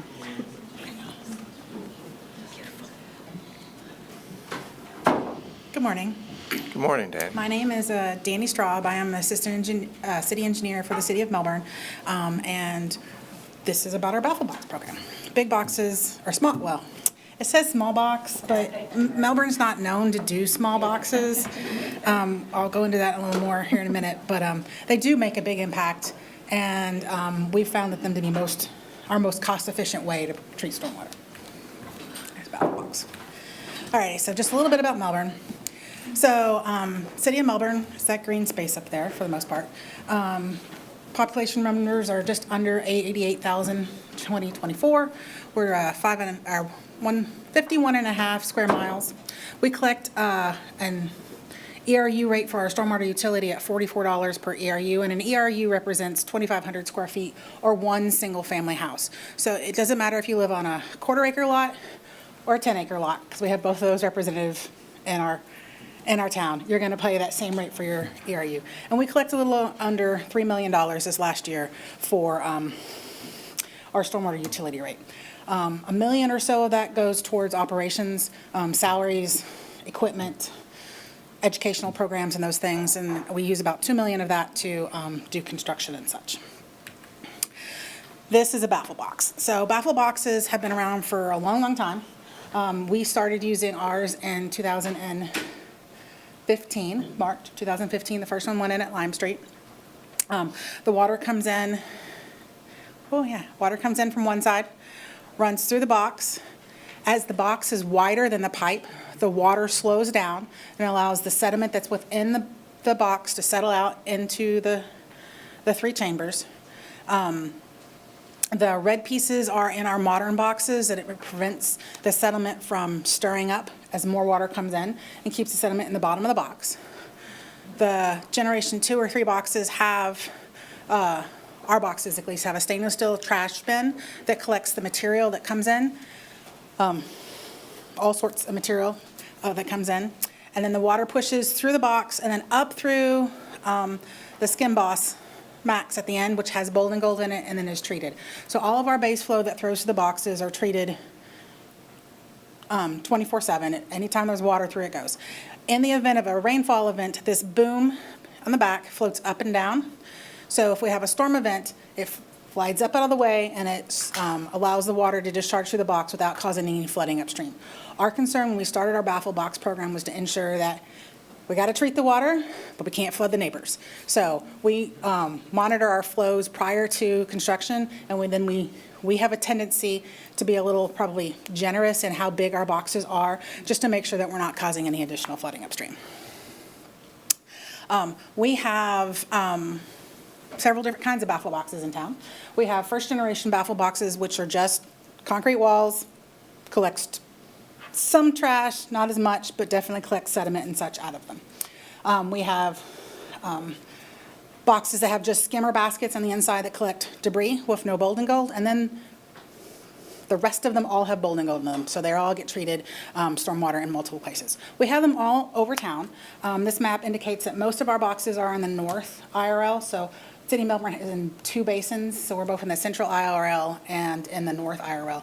So we have targeted the north because we have loadings for our basin management action plan requirements. Central didn't have loadings until the last couple of years, but now our other boxes are headed in that direction. We have 16 operational boxes right now, and they are all cleaned monthly. We established with the first box, then that was the concern that we'd heard from all of our neighbors is, well, you got to maintain them. I go, all right, well, let's do it. So this is all the boxes that we have in play right now. The ones highlighted in green are those that have been provided SORL funding. There's 2 in there not highlighted because we haven't gone out to contract award with those yet, so we did not include those. But we want to thank you and the board for the just over $1.95 million that you guys have provided for us for our baffle box projects to do these 7 projects. You've been able to offset almost 29% of our construction cost and allow us in the last 5 years to do all of these boxes that we probably would still be waiting on for funding to be able to do, because we not only used the funding that SORL has provided, we've used that as match adjacent to our DEP grants and our legislative grants to allow us to be able to do these at a much lesser utility cost, because our utility rate is lower than anyone else in the counties, and so therefore we just don't collect as much money to do construction. But thank you. We average loosely, I don't know, $800 per pound for nitrogen removal with these boxes based upon our construction cost over the last couple of years. Our boxes are not little. We don't do little boxes. We have little boxes, and they're kind of funny when they go out to bid because everybody's like, what? That's only coming on 2 trucks, so they get a little surprised. This is our thrush box we installed a few years ago. As you can see, it involves a lot of coordination with the contractor to get the hole ready. They've got to prepare the hole. They've got to make sure the groundwater is being taken care of and provide enough base material underneath it so these boxes sit. Like, We use exclusively Old Castle boxes, originally Suntree, which were developed here in the county. They were purchased by Old Castle a few years ago, and we've been using their boxes for years now. When we made the decision to go with baffle boxes as our product of choice for construction and nutrient removal, we wanted to make sure that our crews could go out and maintain them all the same. Our wastewater department tries to use the same pumps on all of our lift stations because it's easier to send John out at midnight to go fix a pump if he knows what he's going to. If you've got 14 different types of gadgets in your system, you have to bring 14 different sets of repair kits. The baffle boxes were the same way. We wanted to make sure that we could clean them and maintain them all the same, and we've had very good success with ours. So, what do I have next? There's some more pictures of them installing them. So it's a day's worth of events, and occasionally it's a couple days of setting these in. The picture on the upper section, they've set the stainless steel baskets on the inside. They're not installed when they come. Old Castle has to come and install those pieces separately, but they have to be placed in the bottom of the box before the tops go in because they don't fit in the grates, the holes on the top of the box. So again, this is at our Thresh location. They're setting the last piece. This box is big, but it's not our biggest one. It's our third largest box, I believe. Each of those pieces have a bottom, a riser, and a top, depending upon the height of the box. They each have hatches across the top, so that it allows for our staff to be able to open them up, maintain them, and clean them as necessary. This set of pipes is just south of Parkway, just west of the railroad tracks. So it drains a section of canal that ties into eventually wraps around sort of the Wickham Park ponds. Its water continues that direction. So they have set that final piece. And just to give you perspective on, it's not tiny. I could live in it if I wanted to, but I don't really want to. So as part of our maintenance operations, we had to make sure that we provided for some way to maintain them. So we had to provide training for our staff. So the vendor has come to our facilities. They brought in a mock-up clear plexiglass baffle box, and they talked about how the parts and pieces work and how they show. They've been on site with our crews and are available for phone calls whenever we get something unusual that occurs in a box. They've been really helpful on allowing us to call and say, this basket keeps popping open. We don't know why. And they'll come out and take a look at it, and we're just a little tiny off center, or we got a leaf in the way. So, leaves make big differences, let me tell you. We also schedule them once a month. That was super important for me because I wanted to make sure that these boxes didn't become impacted and then we cause flooding upstream. We also do spot checks before events and after events to see what we've caught and what needs to be cleaned so we can get it out as quickly as possible. We created an inspection form because we didn't have one. So this is our inspection form we're currently using. We're in the processes of doing some GIS inventory updates, and as part of that collection system, we're going with a digital form, so we'll be able to collect this data, so we'll have it a little easier for me to pull it out of an Excel spreadsheet versus having to flip through all the pages. So they go out and they inspect each of the boxes, they write down what they find, they provide us with pictures, they let us know if there's anything that needs to be broken, if we need to replace any parts and pieces, and then as necessary, they will create a work order to do that maintenance.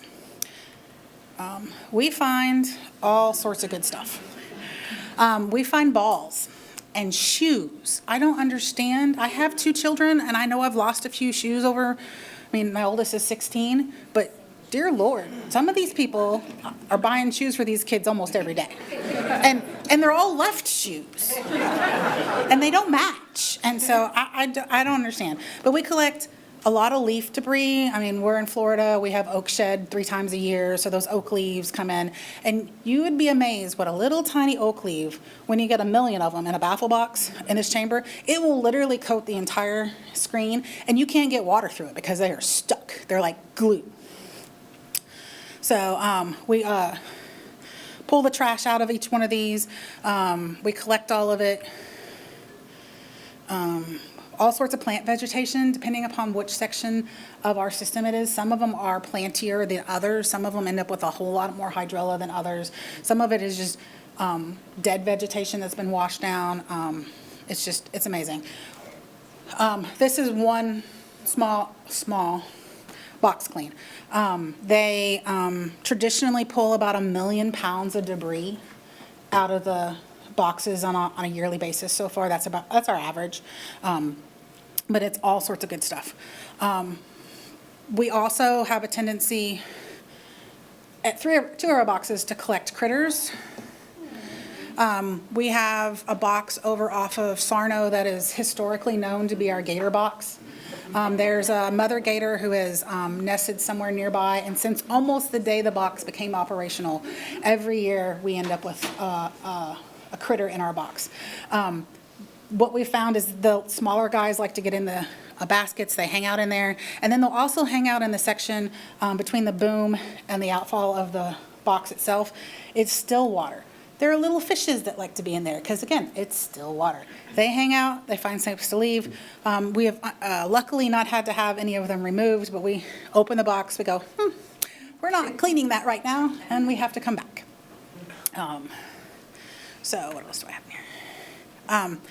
This is a before it's cleaned and after it's cleaned. We just collect a lot of stuff. It amazes me. We've collected, I think the last year with the phone call was, Danny, I have 5 propane tanks. And I go, oh, where'd you find them? In the Cliff Creek box. I go, in the box? And they go, yeah, there were 2 of them in the skimmer box, so in that stainless steel box on the side, and the other 3 were floating around. It had propped open the weir because it had gotten underneath the box, and it propped it open. I don't know where they came from, but we collected them. We disposed of them properly. We have also collected palm trees. We caught a palm tree, a 10-inch diameter palm tree. It washed down in the stream that the water came through. And these are our crews as they head out to clean our boxes. The city of Melbourne has its own stormwater, because we also have a stormwater vac truck, and they use them monthly to clean them. That is them getting the grossness out of the box. All of that is sucked up into our vac trucks, and then our vac trucks are cleaned out with all that material, and they're placed and hauled to the dump as necessary. We just collect a bunch of stuff. Again, you can see in this one where the leaves have run up against the edges of the boxes, and that slows down flow. We collect coconuts. Those are what those darker round things in that greeny area of grossness is. It's just algae that we've collected and we collect algae. It just keeps it from moving it from downstream because that red boom in there floats up and down as necessary as it works. This is, again, cleaning another one of our boxes. All of our boxes have square hatches on them for the most part. We found that those are the easiest way to maintain them. Okay. This is one of our projects at Sherwood. It's a Sherwood Park project in the Sherwood Park neighborhood. It is not a park. It is in a subdivision named park. As part of this project, we installed the weir across the ditch that you can see, so we hold back more of the base flow to route it through the baffle box. This baffle box also has an educational hatch on it. We have not funded yet the park portion of this project. Eventually there will be plans to put some park amenities out there, but right now it is just stormwater. It is not for public access. We've learned a lot of things since the first one. This is a picture of one of the ones that has gone in over off of Lime Street. Well, it's off of Croton near where Lime Street was. It was our first one. One of the other things we learned with this one is don't schedule your lane closures the same time the county is doing a major drainage replacement under Wickham and has Wickham Road closed. The county manager doesn't like it when the road's closed. So scheduling when your closures are going to be from what some of these boxes are very important. Maintenance of traffic. Round hatches are not easy to maintain. So round hatches were developed to be able to maintain sewer manholes. And for the most part, you're not going down in a sewer manhole to pull out a lot of trash. I will admit I have Several of my guys have. They all have their confined entry training, but it's one of those things that you're not in there as often as you are monthly with a baffle box. Trying to pull all the debris out that 24-inch manhole cover is difficult. You can go with a 36-inch manhole cover, but those hatches weigh 120 pounds. And having a single person go out and move a manhole hatch of that nature is not easy. I could not do it. And that was the other thing when we started this program, is we decided that we needed to have alternate staff members other than our inspection crews to be able to go out and do inspections as necessary. And if you can't open the manhole cover to get into them, you can't very well do your inspections. So we have gone to square hatches. And, well, we learned a little more about that too. So square hatches are great in that you can get in and maintain your boxes. The vendor for a very long time called these Danny hatches because everyone was calling and asking for a square hatch, and they go, "You mean a Danny hatch?" And I go, "Yeah," because the rule was if I couldn't open it before or after a storm event, then it didn't do any of us any good, because a lot of times after a storm event, our staff is spread so thin that me, the engineer, needed to be able to go open them to make sure that if we had a flooding concern in the neighborhood, we knew what it was being caused by. And if I couldn't get the hatch open again, I couldn't tell you what's going on. So the one on the upper corner is one of our bell boxes. And the way that box was designed is the hatch is on top. There's a throat down 2 or 3 feet, and then there's a flat top on the box, and then it continues down into the chamber area. And we just grassed around the boxes. What we found is they're not necessarily as safe to work around. They're not unsafe. You just have to be cautious because it settles, there's grass, you gotta mow over it, which is kind of complicated. You gotta bring the weed eater in to have all that material removed around the edges. So we've gone to hard concrete tops. Yes, it's more impervious space, but it was safer for our guys and easier for them to come in and be able to walk around them and do their job effectively. Also a whole lot easier to set up the tripods for their confined entry in the event they needed to go in a box when they're on a solid surface. I call these things manatee bars.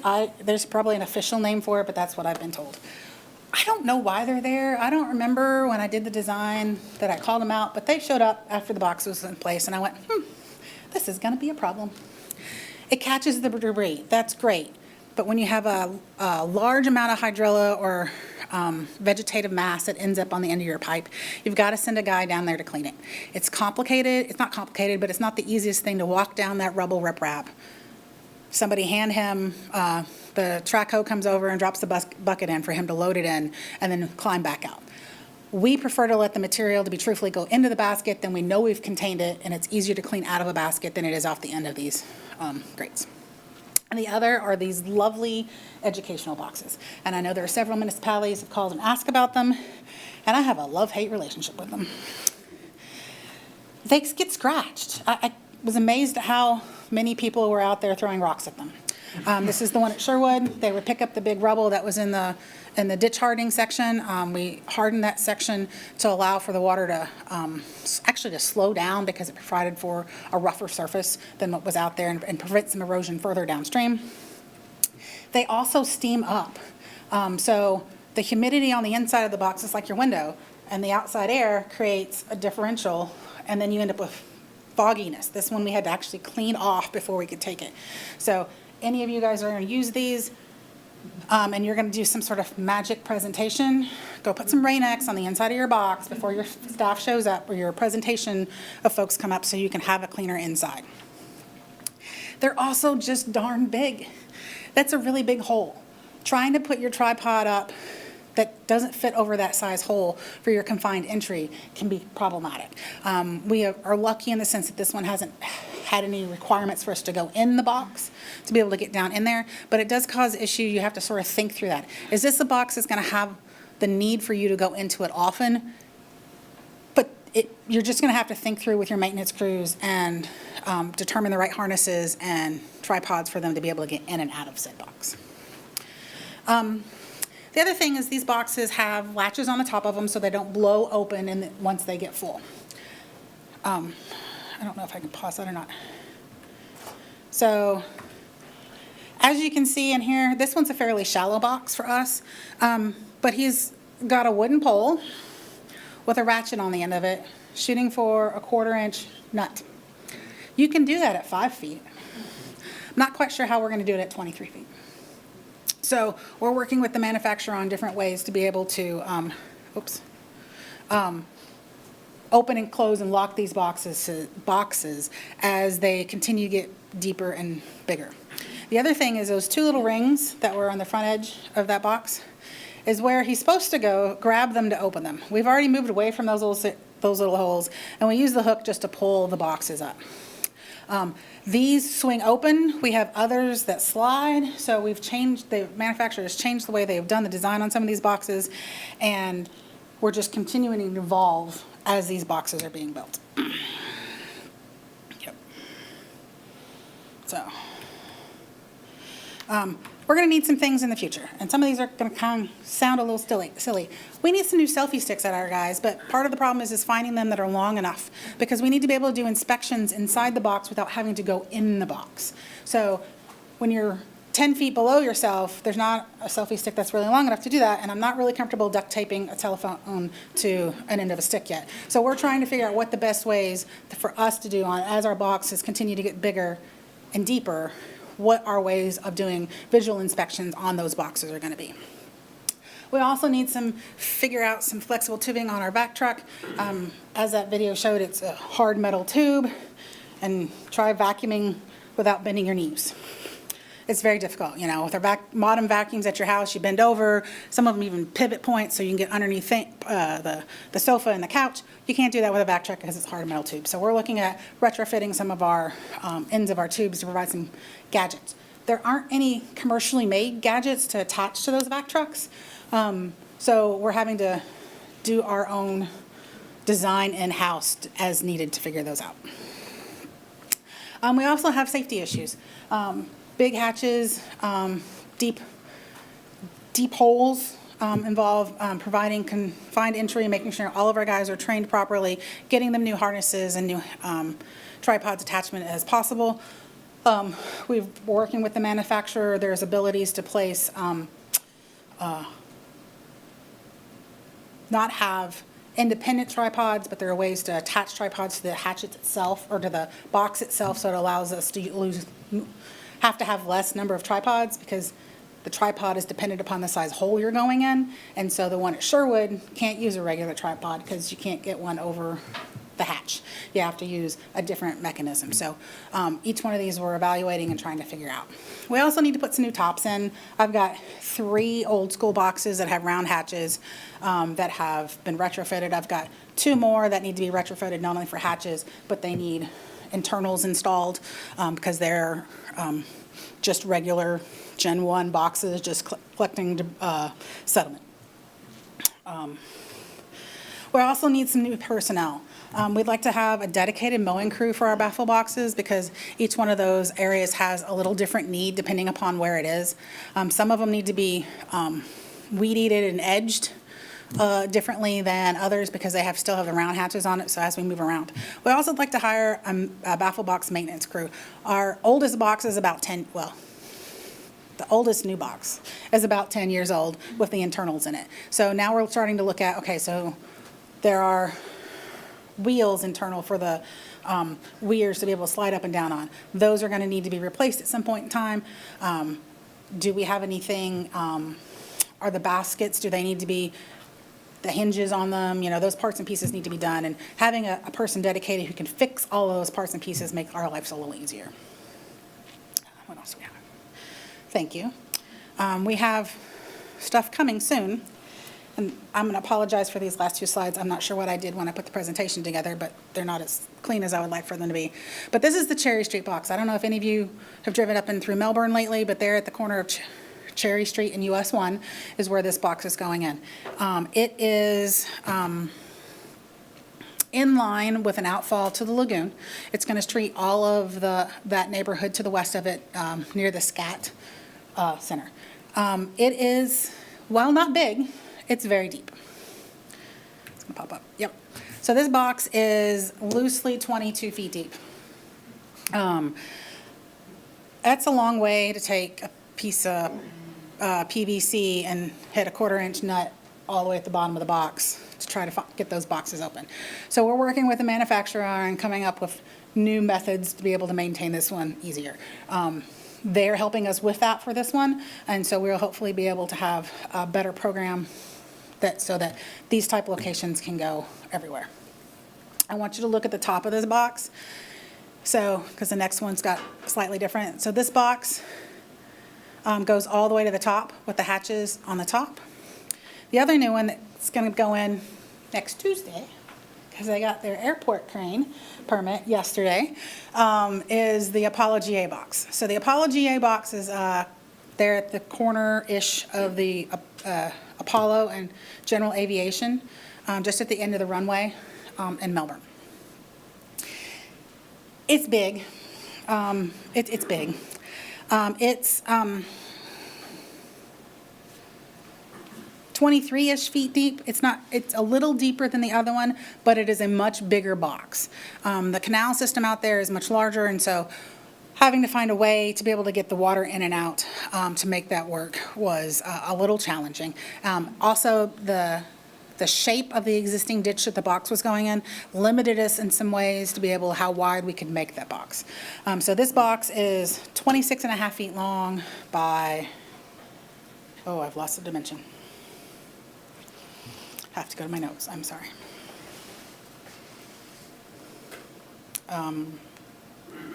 There it is.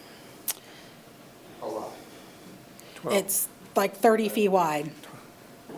So this box is also unique in its nature in the sense that traditionally we put 2 sets of baskets in that you could claim them as 2 boxes. They're one cover system for me, so I call them one box. But we've actually opened up the middle of this box to allow the water to come through because of our constraints. So water is going to be diverted through the 2 boxes through the single opening. But as part of that, the structural stability of the box, because of its depth, was compromised because we're taking out a middle section of the end of the wall.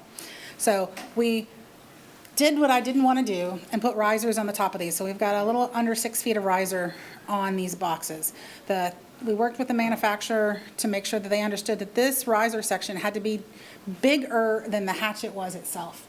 So we had to make that hole as big as we physically could, because if you have to stand here and run a hard straight pipe down to here, you got to be able to get coverage of all of the basket to get all the debris out of. So we probably spent 2 or 3 back and forths trying to get the concrete guys to understand, the maintenance guys. Because they could build it, but they couldn't maintain it. But this box is coming in on Tuesday. That's the plan.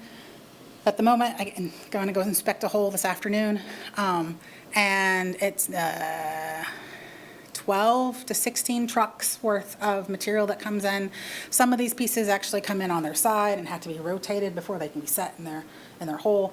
I think our max pick weight for these pieces is 54,000 pounds, but there's like 19 or 20 pieces of this box that come in. So we're excited. It will be the largest in the U.S., with Cliff Creek being the largest, next one down east of the Mississippi. So we're not afraid of big boxes. We're also not afraid of the big benefit that they give to the lagoon. They are, with the boxes that have been installed at the moment, we are almost meeting all of our requirements for the 2030 North Lagoon nitrogen removal rates. We're pretty darn close. So you will be seeing more of these for the Central Lagoon section of Melbourne as we go. Thank you. That's it. Yes. Danny, thank you for that presentation. I'm going to put my Keeper of Our Beautiful hat on. Who knew? 1 million pounds on average, and that number is going to grow in terms of the stuff that is removed from these baffle boxes and from the lagoon. But I couldn't help but see the trash component of that. Do you have any thoughts about what we might be able to do as a community to maybe reduce that element of it? I have some thoughts, but we'll talk about those later. So trash is hard. A lot of the boxes that we've installed, and some of them are in neighborhoods that we had a big push at the very beginning of the bee mapping process of, oh, everybody needs to have grass in their front yard. You need to put grass. You need to have grass in your yard. And I'm like, well, but I have a homeowner that has to make the decision between resodding his front yard and maintaining his yard and paying for a gallon of milk. So a lot of our trash and settlement debris come from those areas that they just don't have the funds to be able to maintain a yard in some form or fashion that's going to prevent that debris coming. The other thing is people are lazy. I admit it, I'm lazy. Alex, can you go to the kitchen and get me a glass of water, please? I mean, that's what I do to my 16-year-old. But we're lazy humans. That's just the nature of who we are. So we see a lot of trash because, I just finished my Starbucks. But I don't want it in my car because there's a little bit of stuff in it. And it's going to make my car smell while I'm sitting at the parking lot. Oh, out the window it goes. I mean, we see littering like that. Or that's at the parking lot, they take it out of the car and they sit it on the ground next to it. You see that sort of trash all the time. The other thing is with the vegetation that Florida has, there are a lot of folks that still aren't educated on what the vegetation you should do with when you go trim your stuff out of your yard and when to trim it. I got a call the other day. So when are they going to come pick up my pile of yard debris? And I go, I don't know. Did you call and make a request? And they're like, oh no, you're supposed to just pick it up. Well, that's not how waste management contracts work anymore. They just don't automatically pick up a pile of debris. You have to make that phone call. The other thing is, somebody needs to come power wash that concrete thing in my front yard because I want to put because my yard debris sat on it really long and it's all funny color down. And I go, concrete thing in your front yard. So I pull the address up. It's a drainage inlet. They've piled all of their leaf debris and stick debris and all of their trimmings on top of a drainage inlet for how many days and how many rainfalls, I don't know. But all of that material gets washed down into that inlet because there are a lot of folks that don't realize that Melbourne, Brevard County, Florida is a separate stormwater system versus domestic waste. There's still places in the U.S. that have a combined system and they think, anything that goes down that storm inlet is going to go to the wastewater treatment plant and be treated. And that's not how it works in Florida. So you would think in this day and age everyone would know that, but I still get phone calls regularly about those questions. So trying to educate the people that trash just needs to go in the trash can, needs to be collected by a proper agency and then processed properly. But the other thing is just, you just have to be careful with what you do. I mean, we have illicit discharge complaints all the time about paint because they think, again, that storm inlet is going to the wastewater treatment plant so I can pour down the house paint down on the storm inlet. So it's just continuing to educate our citizens as they, A, have been here for a while, or B, is as they move in. Thank you. Welcome. Thanks. Yes. One quick question for you and then maybe for Virginia. What's the estimated lifespan on one of those? So the concrete structures themselves are a 50-year lifespan. The Golden Goal is, depending upon who you talk to, is 25 to 30 years, depending upon. Our Golden Goal mix is very specific to, it's a standard mix for the manufacturer, but we don't use any of the Golden Goal mixes that have wood chips in them because it allows for a little longer longevity within the system. Great. I think I should get one CEU after that presentation, by the way. And so up in Sykes Creek, I watched them install a baffle box, but all it is a concrete box. Are there any standards, or would there be potentially any standards to ensure we put in boxes that do a little bit more like these are in locations? And these were ones where the pipe flows right into Sykes Creek. So the whole concept of a baffle box was invented here, right? And I think you got a really good impression from Danny of this evolving need and understanding of how they work. And so there are areas of Merritt Island where we installed second generation with the leaf traps, and the leaf litter in that community and the behavior of the people in that community was just such that it was constantly, we're also doing monthly cleaning of the leaf traps. It's causing flooding, and so there are some areas where we have had to go back to the first generation baffle boxes to prevent flooding. But certainly, we're going with the second generation leaf traps and third generation Bold and Gold or other media, depending on every single one is designed individually for the needs of that community. Great, thanks, that was great. Go ahead, Richard. Yeah, mine's more of a statement. You did a great job on forethought, trying to figure out what you're going to do and thinking about what could happen, and then to follow through. You know, you did what you said you're going to do, which I fear a lot of folks don't. They build these things and don't go back and do the maintenance. You did the extra follow through, and then follow up. I mean, every time you built one, you found better improvement each time to make it easier to maintain for your folks. Because if it's hard to do it, they're going to avoid it. And you did a great job. You should be the standard for what other people do. Thank you. Should be proud. We are. Yeah, definitely. I have a question. Anything from else? Lorelei.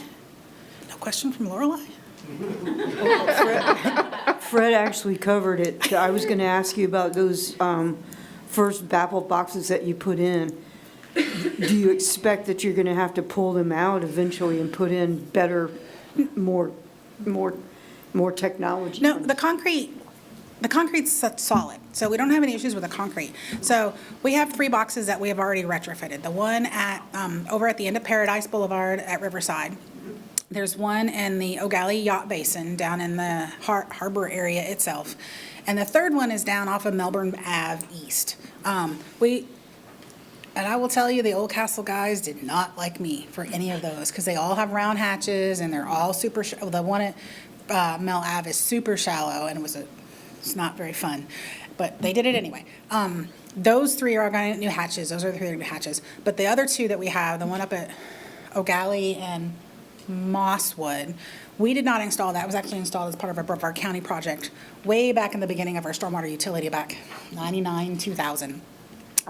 But that one's going to be retrofitted along with the one over on West Melbourne Ave that was installed 2005-ish or so. Pop the tops off of them, put the new parts and pieces in them, and they'll be able to treat just like they have been, but they'll be collecting the material and the nitrogen removal in those. So you can take your old boxes if your structures are stable and you don't have concerns about flow and flooding issues. If you've got some of those, that you can work.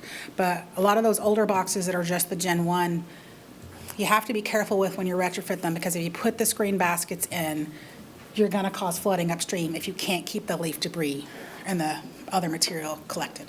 So that's why the newer boxes are bigger than what the first gens were. So some of your first gen boxes just can't be retrofitted with skimmer baskets, but it doesn't mean that you couldn't put Bold and Gold in them and put an upflow filter in them to still get some treatment out of them. You're just not going to necessarily catch all of that stuff as it flows downstream.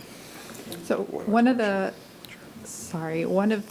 first stormwater projects completed under the Swirl umbrella was retrofit of Generation 1 baffle boxes to Generation 2. The county had applied for grant funding to help pay for those retrofits, and it didn't come. We had a contract. We made it happen. And then all of a sudden the grant money arrived. We had just retrofitted all our boxes. So we now had these interlocal agreements with all the cities. And so we said, can you guys retrofit into your boxes? And I think we did used a grant dozen funding of with them. those, yeah. Yeah.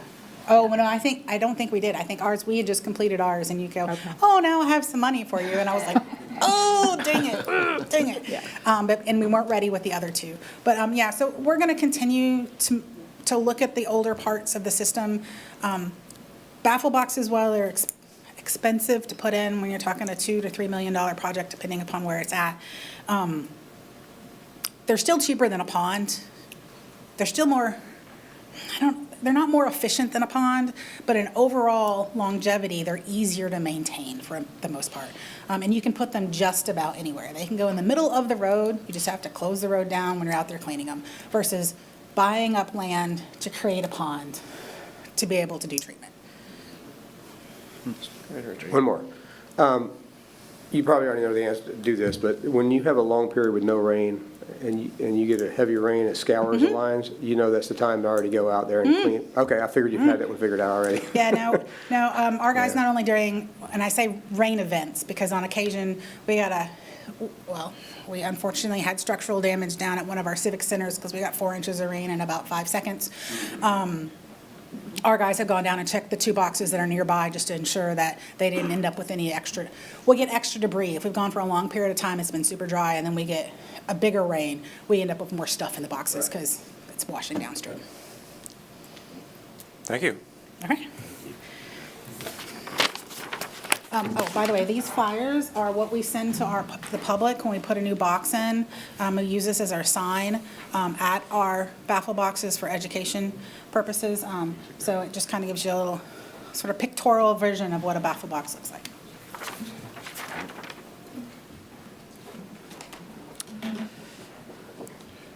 Have another presentation, Jennifer Thompson from staff. Theory. No expectations, right? You can do anything. Wow. All right, so I work with the Natural Resources Department. I just want to say thank you. It is wonderful to be in a room full of science-loving people. This is a great change. And so we're going to pivot a little bit away from the engineering side, more towards the biology and the ecology. So I'm the environmental specialist. I'm usually the girl in waders and looking real pretty out in the lagoon or in a storm system, looking inside baffle boxes, lifting manholes. So I'm delighted to be able to dress like this today. I appreciate wearing my heels. So we've got this gorgeous lagoon. We all know, you know, back in the 50s, 40s, we see pictures, we see artistic renditions. That's not what we have as much anymore. So how do you cure that impaired waterway? And so we start talking about some of these different issues that keep coming. Nature, she's a fickle lady. She likes to change her mind. She likes to fill in things. People think they're so smart. Not all the time. So we see these algae blooms. Conditions change, especially here in Florida. At the drop of a dime with all the water, and all of a sudden with the people living here, you get these changes, sometimes that happen quite fast. So when we've got these waterways, we know we need to improve the water quality. We know the biology, and you know, people from fishing aspects are like, wow, I used to have so many sports fish in this great cove, and now I'm lucky if I find some mullet. So what do you do? So we decided to take that step back and figure out, all right, as a human, what can I really try to, not necessarily control, but to focus on, maybe to try and improve, because there's so many different factors. We talked about litter and animals being here. The nitrogen cycle is something that at least we know on the ground level and in our waterways, what we can try to improve and make conditions ideal again for them. And specifically, we are looking at that denitrification system. So we're going to be looking, I know it's a lot of science, I'm going to keep it light, but when you look at the nitrogen-fixing bacteria, we've got nitrates, and that's what's feeding the algae. It's what's harming a lot of the organisms out here. So we have taken, again, that step back and looked at some of the projects that we can implement that is going to denitrify our water. So one of them up in District 1, a lovely ditch that goes directly to the lagoon. It's towards the ends of the basin. And so what we looked at is natural conditions and how can we kind of augment that? How can we use that to our advantage and allow for a good environment for the bacteria to take that nitrogen out of the system and back up in the atmosphere? That way we're not feeding the algae anymore. So we looked at, it's over 300 linear feet of that kind of dried grass area. So we laid 36-inch pipes down there, and we inside is 50% sand with 50% of wood chips. Big surface area, something really good, dark, and wet all the time. That way the denitrifying bacteria is going to be able to live in there and thrive. So after we built this back in 2022, we looked at how are we going to sample this? Because it's an open system, right? So you don't want birds pooping or fish swimming up into my sample gear. So what we looked at is the water coming into the system, which is that black pipe on the left. And then also, as it's pulled inside, we've got a solar panel you can kind of see there in the background by the truck. It's creating like basically a vortex, and it's pulling the water on two different sides underground where you can drive that easement, and it makes like a circular pattern. And so it's spiraling that water into and through that media, that wood chip and sand. That way we can bind some of the phosphorus, that way we can have a perfect environment for the denitrifying bacteria to live in. And then that little white PVC pipe is where it all comes back out into the same swale, excuse me, the same ditch. So when we sample, we're only looking at what's coming out of that pipe. Now you'll notice there's a lot of riprap. That's to help out with the organic nitrogen. So our focus was the inorganic nitrogen, the nitrates and the nitrites. So with that, we did pretty good. So nitrates like that first phase, but the nitrates, that's what we really wanted to change because that is what the algae loves to feed on. So we did a tremendous job of taking away their food supply. So a lot of the, going forward, you look at that downstream compared to the upstream, and so you see a lot of vegetation upstream. You see, fish are kind of hanging out, but there's a darkened color. And then downstream, you can see physically that condition of water that's been improved. As that water hits the rocks and then continues downstream, now you've increased the oxygen and the clarity of the water. So we've been sampling that twice a month since 2022. We're going to continue that process. Again, we're looking at the binding of the sand with the phosphorus now, but the nitrate is really what we were focusing on in the beginning to get that out of our water. That way it's less food potential for the bacteria and the algae. So we also looked at another project down in District 4. This is going to be Melbourne. And we looked at, as opposed to the direct water quality that was going down a canalway into the lagoon, we want to do a little bit more of a scientific study. Open systems are great because that's mostly what we have. But as a scientist, it's a little tough to say, well, this is the one thing. We definitely change that. If it's not contained, it's really difficult to say it was definitely us. This system does that. So what we did, we came out, and this is, the pond's lovely. It's great. And it does its natural reduction of nitrogen and phosphorus. However, we came and we added a little extra goodies. So we get the pipes. So these are also 36-inch corrugated pipes. And so we put them along that bank. We used something that, I don't know that we're going to use again, but at the time it seemed like a great idea. We call it, the company called it a thirsty duck, and it draws in water at a particular depth. When the water rises, it'll suck in the water and allow it into the systems. So as water is flowing into any of these three, it's diverted from the same source. So you've got one source of water that you're easily able to test. It goes into these three pipes. Each of the three pipes had different media. We tested from EcoSense the Nutrigon mixture, which has some organic and inorganic compounds. We have Bold and Gold, which again, mostly the inorganics to bind, and then wood chips in the third. And so it was a simultaneous, water is moving the exact same time. It's about a 3.5-hour contact time through about 300 feet of media, all coming from the same source. So again, it was a really nice scientific study. This has been going on since 2017.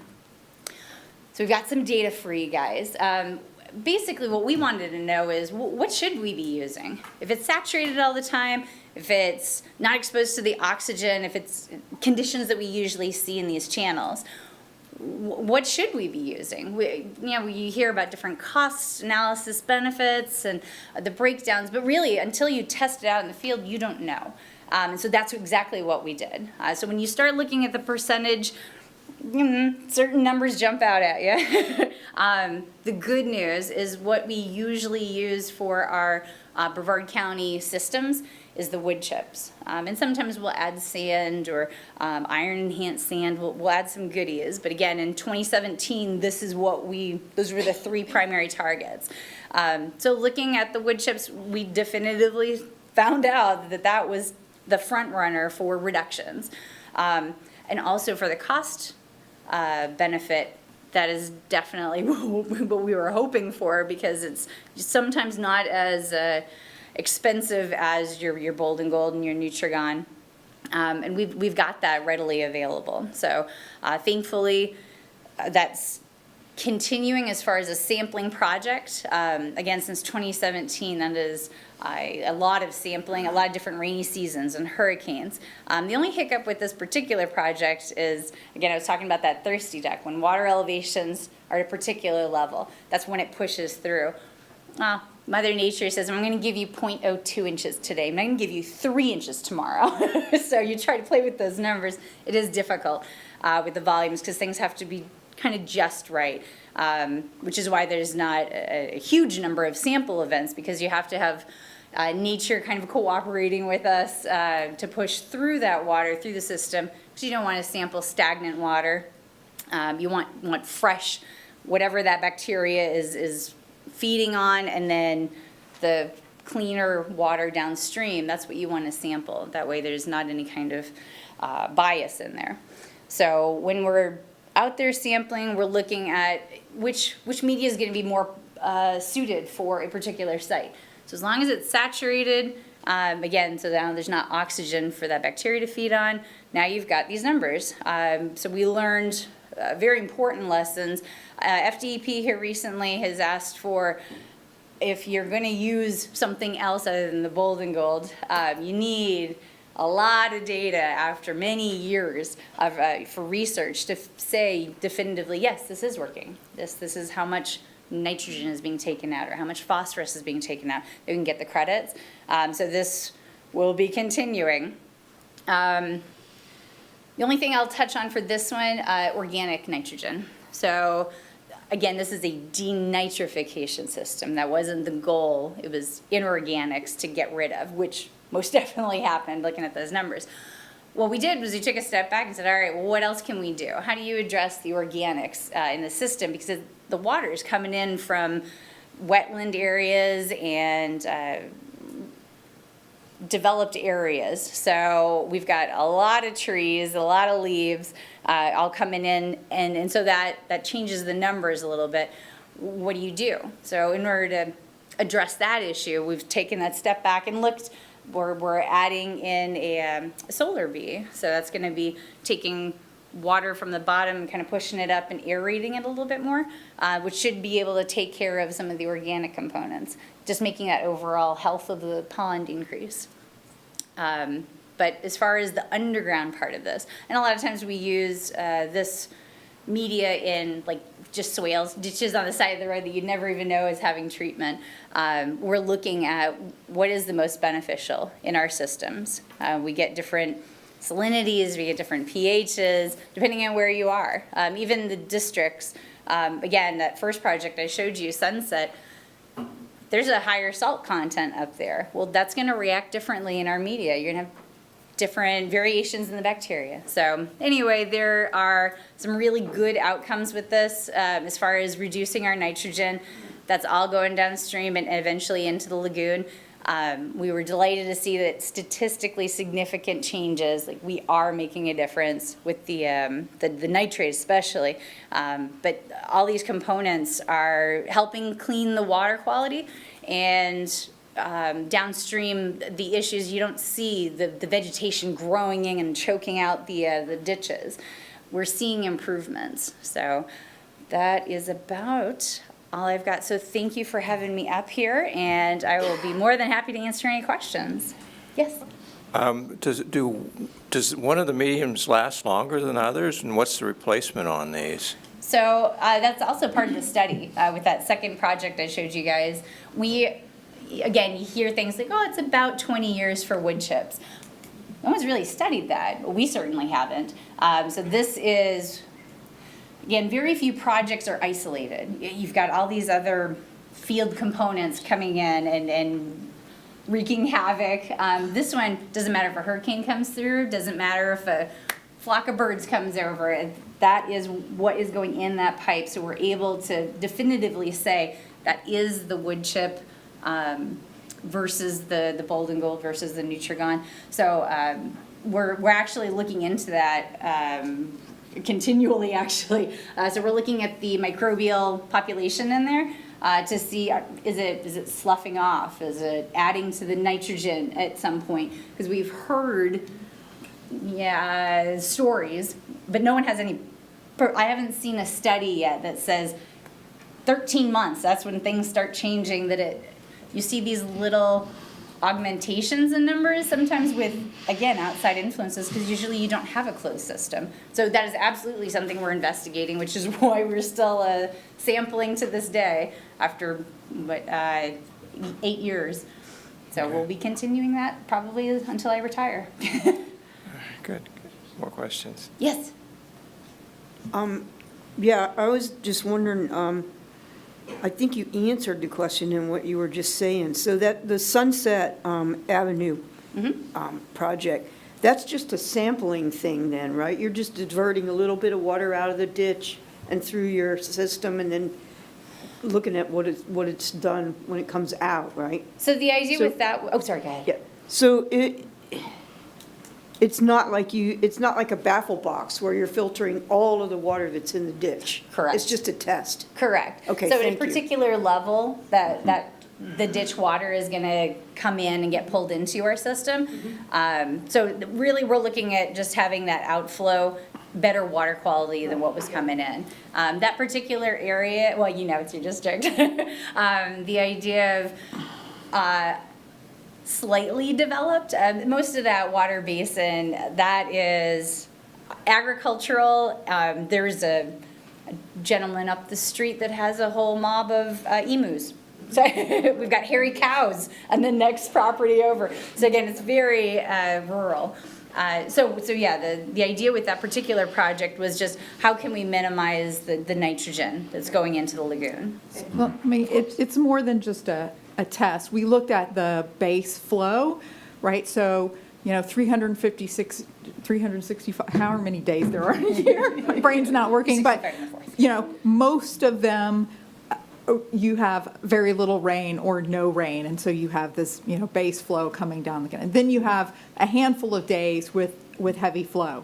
So if we can design a system and optimize its performance for those base flow conditions, we're going to capture most of the nitrogen, and then, the storm events exceed that.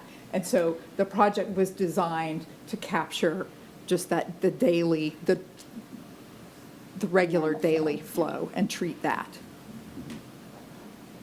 So when you get a bunch of development, does that change your results or change your plan on what you got to do to reduce the nutrients? Okay. So again, you start looking at, I'm not going to science nerd out on you guys, but you look at the species of nitrogen. It comes in different forms, so the organic and inorganic. If you've got a lot of woods, if you've got agriculture, up there's still orange trees and all, you're going to look at more organic because that's what's going to be coming in. If you've got this highly developed area, like in that Melbourne area, inorganics, that's where you need to focus, the nitrate and the nitrite, because that's what's going to be coming in. That's from our fertilizers. Right. That's from so a lot of the human impact is going to be more towards this denitrification process that's underground without any oxygen. You need that bacteria to break down to get the nitrogen back up in the atmosphere where it belongs. But it definitely changes also the flow. Because if you've got nice agriculture undeveloped, it's going to percolate in the soil, it's going to take its time, and so you get less flashy conditions. If it's developed, you get a lot of water all at the same time. It's hard when it's pushing through a system real fast. There's not that contact time. The bacteria can't grab onto stuff fast enough. So yes, we do, and then that's an engine. We got a lot of engineers, so they look at that, tabulate the flows. And then how to slow down. So Danny was mentioning it in other presentations with the weirs. You got to, depending on that pipe and the inflow, it slows things just that little bit. So as it's going through media, it has a chance to actually do its job. So yes, we do certainly change things with depending on that basin and what type of water is coming in, and if it's paved versus percolating through the soil. Go ahead. Great presentation. A couple questions about, so what is the residence time that works best for getting the inorganic out versus the organic? So for the wood chips, definitely we're looking at about 4 hours. We've done an independent study with different conditions. So again, you start changing salt or pH and that timing, and the population of bacteria changes. But so what we're finding is about 3.5 hours is that really nice 3.5 to 4 hours is a great time for wood chips.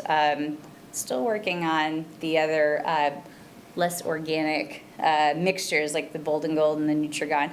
Again, usually we're hearing 4 hours is that kind of sweet spot though. And the wood chips works best from what we've seen in both conditions, in organic and organic? For what I've seen. Yes, as long as it stays saturated. Yes. Right. Yeah, because again, you get organic components and you dry out that water, well, then you get black mold, and you get a whole different set of problems. Things start breaking down. So, and that's true for the Nutrigon as well. Again, they've got organic components. So you dry up that water, and all of a sudden your media is exposed. You're gonna have just like your bathroom at home. It's not like we're going in there with bleach and spraying stuff. So maintaining levels is important. Absolutely. Final question about the wood chips. What are they made of? Is it cypress? Is it oak? What's the wood chip composition? So it is playground grade 2-inch wood chips, and that is all I can tell you. It's got to be hardwood, not softwood. Okay. Yeah. Sorry to put you on the spot. Didn't know if there was like a That's specific of like, oh, cypress works better. I don't know. Okay. I don't know that the county's going to be inputting cypress wood chips into our systems. I would like to think no. It would make my heart sad. But yeah, that's we have a source. Okay. And that's a great question. Perhaps For the another engineer day. this went in the ground before I was hired, so maybe they would know. But yeah, I know we look at the manufacturer to make sure that there's not extra goodies on the wood chips, so they're playground grade. Great. Great presentation. Thanks. Could Yes, you sir. pull up that last slide again? Absolutely. So I was looking at this and I was saying to myself, okay, that first column, those numbers on the top relate to the numbers on the bottom, right? So the percentages were, you're looking at the in and then each of the 3 medias. However, these are the overall annual averages. The numbers that were used for the percent change, that was every single event. What's the percent change? Got it. Okay, That way so it that's doesn't why when skew they're all the numbers. same, you're actually showing some change in the bottom. Okay, thank Correct, you. yes, that's why there's some slight differences, because sometimes there's outliers, right? So when you look at averages, that's gonna automatically bias your data set.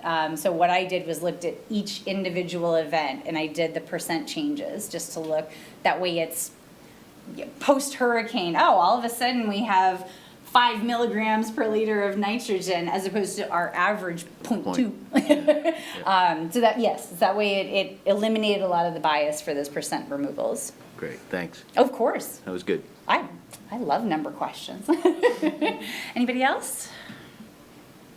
Fantastic. Well, I appreciate your time. Thanks for Thank you. having me. Well, thank you.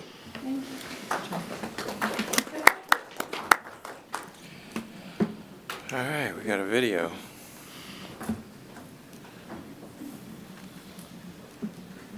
So be closing out the presentations with another video. So this was up at Kelly Park in Merritt Island, where we had some stormwater treatment areas that had been overgrown with vegetation. And as we've discussed previously, some of the new people might not know, but our Natural Resources Stormwater Management has tried to reduce any spraying in the areas that they manage, and pretty much have eliminated, except for a very small amount of chemicals they have to use in areas where they can't get mechanical harvesting to. They're able to now use mechanical harvesting in all these areas to remove this vegetation. So this is showing you some of the ways that they do that.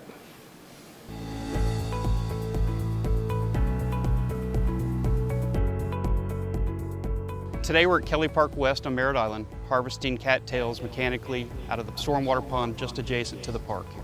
So mechanical harvesting entails using equipment and personnel to remove the aquatic vegetation as opposed to spraying. So in this specific case, today we're using an excavator, which is parked behind us here, to get out onto the marsh and remove these cattails. These cattails are sitting on basically a bed of muck. So we've got what are called like marsh mats.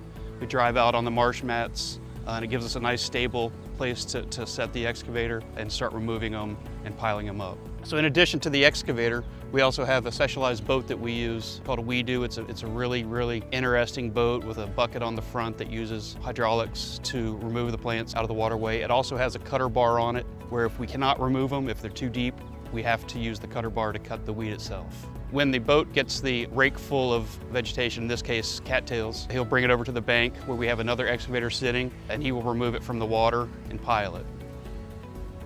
Cattails are a native plant in Florida. However, they can become invasive, especially in stormwater ponds that have a lot of nutrients. When they overtake that pond, it reduces its effectiveness on treating stormwater. Both the vegetation and the muck gets hauled away in a dump truck to the landfill.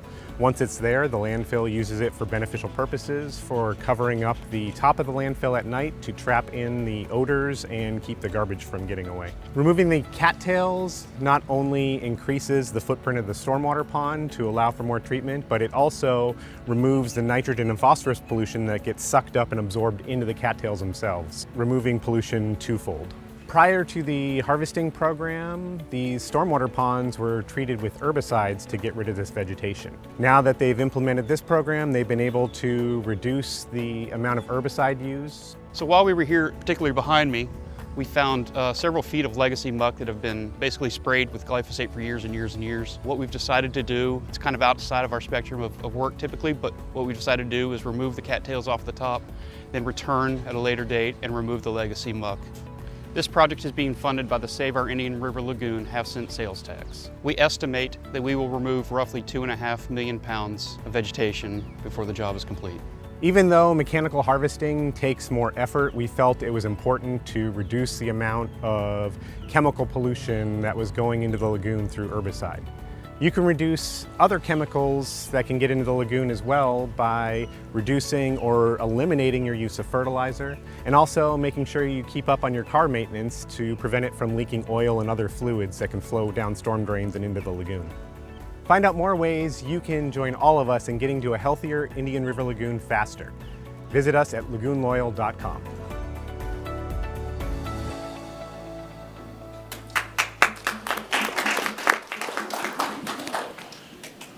That's a huge project. Yeah. Okay. What phase are you in as far as going back to get the muck, that legacy identified muck? Which was that like in the initial prospects for this, or was that just like you found out and you figured it out and added to it? That's excellent, thank you. That's huge. This needs more publicity, just. Anything else? Great. Thank you. Actually, if I could just add, and I want to say that again, you mentioned for some of the newer people, this has just been such a groundbreaking, you talk about baffle boxes being created here in Florida in the first and second generations and all of that. I mean, the work that's being done in this area specifically by going back and identifying that heavily sprayed muck, that's huge. So it really, I would love to see this data shared or in some kind of set that can be shared at some point in time. This has really described how cutting edge this county has been in a lot of aspects of this. Well, and on the past too, the city of Melbourne really was interested in moving towards mechanical harvesting. So, I mean, Danny, you're still over there. Hey, great presentation, by the way. But just to take some of this information back and to show the funding, the actual, cost management, the crew. She was talking about a maintenance crew specific for baffle boxes, something implemented in with mechanical harvesting on the same crew. Just because I know there is a lot of interest and desire for other municipalities and entities to do this. So that's huge data there. Hey. We have actually evaluated mechanical harvesting for our ponds. Melbourne doesn't own as many ponds as you think we do. I think we're at 20. So we just don't have as many ponds. There are a lot of ponds in Melbourne, but we don't maintain them. So most of ours are within our regional parks and ponds, stormwater ponds specifically for roadway projects. So we have looked at that, and unfortunately our ponds being the size and shape and the vegetation that we see in them don't really qualify for us purchasing a harvester to allow us to do that. So we've actually talked to Titusville because they have one and a few other, trying to figure it out. So we're still working on trying to find a way to get the material out of the ponds, but mechanical harvesting is something we do, but we don't necessarily do it from the water's side. Yes, and I worked with, the city council was very gung-ho about it, and we're actually trying to divert some funds that were going towards spraying contracts some years ago. So just again, with the new equipment, with the new generation of side mechanics that are available, I wasn't calling you out specifically. I was just saying it was great. I know that you were one city that had expressed interest in the past. And we So with continue to look at different ways to be able to Absolutely. maintain our parts and pieces. But again, with our stormwater rate being what it is, some of these funner, newer technologies are a little outside of our budget at the moment. Sure, and again, thanks for walking up, but I didn't mean to call you out specifically. But yeah, just again, to be able to share that data set with that information would definitely be excellent. Because, you know, some of these projects that we're funding or assisting in funding that we discuss and, you know, recommend funding for here in this committee, when the same entity is going back and adding, even out of necessity to maintain ditches, roadways, if there's an offset there of, yes, we're taking this much out, but how much are we putting back in through other projects, especially that are adjacent to or in the same watershed, you know, acute area. It's just definitely something as we move forward that I would like to see a little more concentration on, that balance of, okay, where do we go from here? What options do we have? Like she mentioned, the mechanics, the funding wasn't there for Melbourne at that time. But as we move forward, and Brandon definitely called it out, more time consuming, more work, but the benefit is definitely there for our goals, for sure. Go ahead, Nick. Can I jump off of what Kimberly's talking about? Is there an interlocal agreement the county has where a municipality in Brevard County could borrow or subcontract out the team to use that same harvester? So that was definitely part of our, long vision strategy. So what we found is that the first harvest takes the longest amount of time. And then after that, you've removed a ton of nutrients from the system, and so the regrowth is slower. We're still trying to get through the first removal on all of the county's facilities, and then hopefully we can get into a maintenance mode and have time and equipment that could be available to partner with the cities. Perfect. Yeah. And you have moved, excuse me, Nick, you have moved so fast on all of this. I mean, from discussion to implementation to, success videos, it's gone very quickly, especially in comparison to some of the other new tech. So thanks again. Thank you.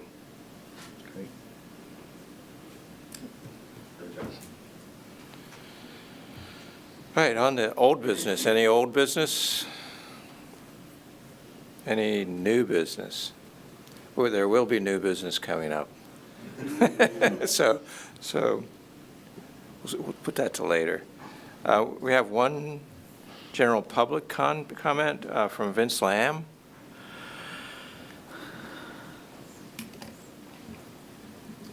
Good morning. I'm Vince Lamb from the Brevard Indian River Lagoon Coalition, and we have an event coming up that I want to invite all of you, everybody in the room, to attend. October 2nd, 5:30 in the afternoon at Dixie Crossroads. We're hosting an event focusing on fishing and lagoon restoration. So we're working really hard to get the fishing community to attend. And we've got an outstanding lineup of speakers. I'll share that with you a little later. We're finalizing that. But we've got sponsorship from Hell's Bay Boat Works, and I will say that Chris Peterson, the owner of Hell's Bay Boat Works, is going to share his perspectives from his time on the board of Captains for Clean Water. But what we're looking for here is we've got a panel that's entirely made up of people that are part of the fishing community that are going to be speaking.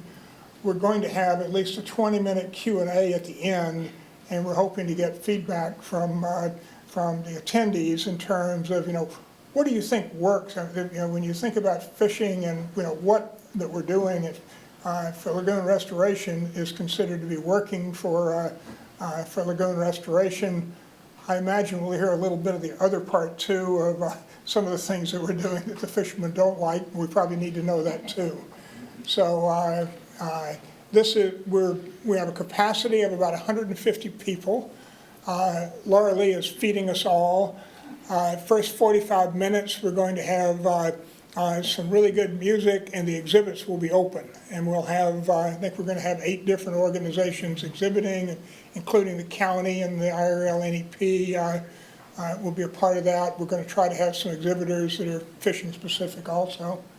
Then we will launch into a program of about an hour, and then we'll have cash bar open afterward, and encourage people to stick around for a while and share their thoughts. So it's a free event, but we're requiring registration on our website. I've got some cards here that have a QR code that will take you to the website, but you know, we're just limited to essentially the first 150 people, and you know, plus we'll have probably 20 or 30 associated with the exhibitors and speakers. So we'll have a good group of people. We're going to try and capture some of it on video so that we have, you know, so that if there's some real gems here, that we've got that captured for use again in the future, and expanding beyond the, you know, the direct attendance. So I hope that all of you and everybody in the room here will, you know, save the date, sign up, reserve a seat, and you're welcome to be a sponsor. You'll see that too. Your events, you know, take a little money to run, so we welcome that. Our sponsors will get this T-shirt. So anyway, I hope to see you. Thank you. Hey, Vince, nice T-shirt, by the way.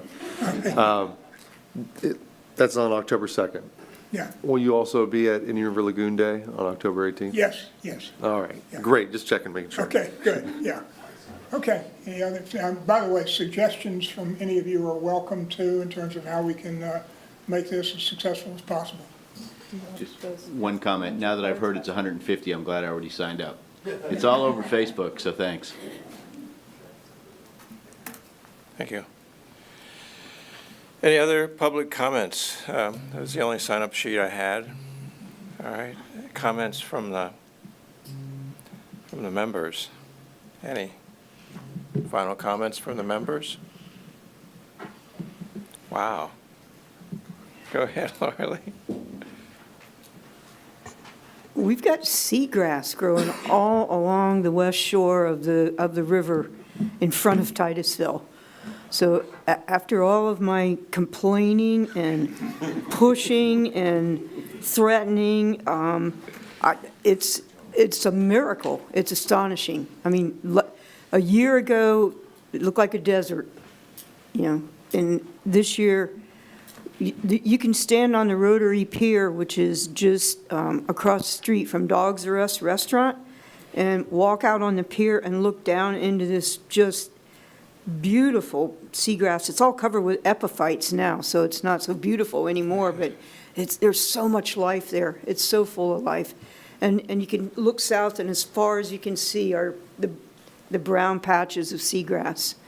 A lot of caulerpa, too, out on the offshore end, and it's covered with epiphytes, too. But I'm amazed every time I walk out on that pier.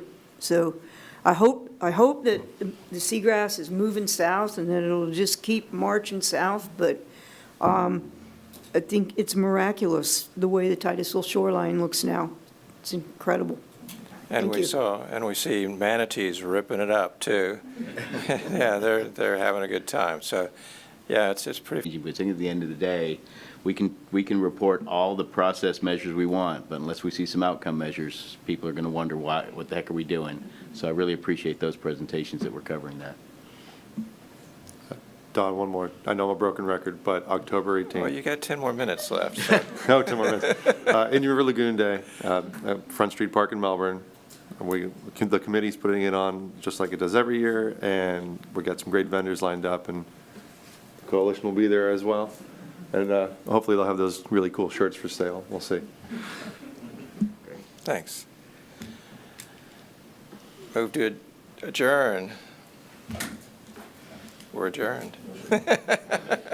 The opinions expressed by any member of the public during any period of public comment do not necessarily reflect the views or opinions of the Board of County Commissioners of Brevard County, Florida, Space Coast Government Television, or the program sponsor, and are solely those of the presenter. The Board of County Commissioners of Brevard County, Florida, Space Coast Government Television, and the program sponsor hereby expressly disclaim any and all responsibility or liability for any defamatory or slanderous statements expressed by any member of the public during any such period.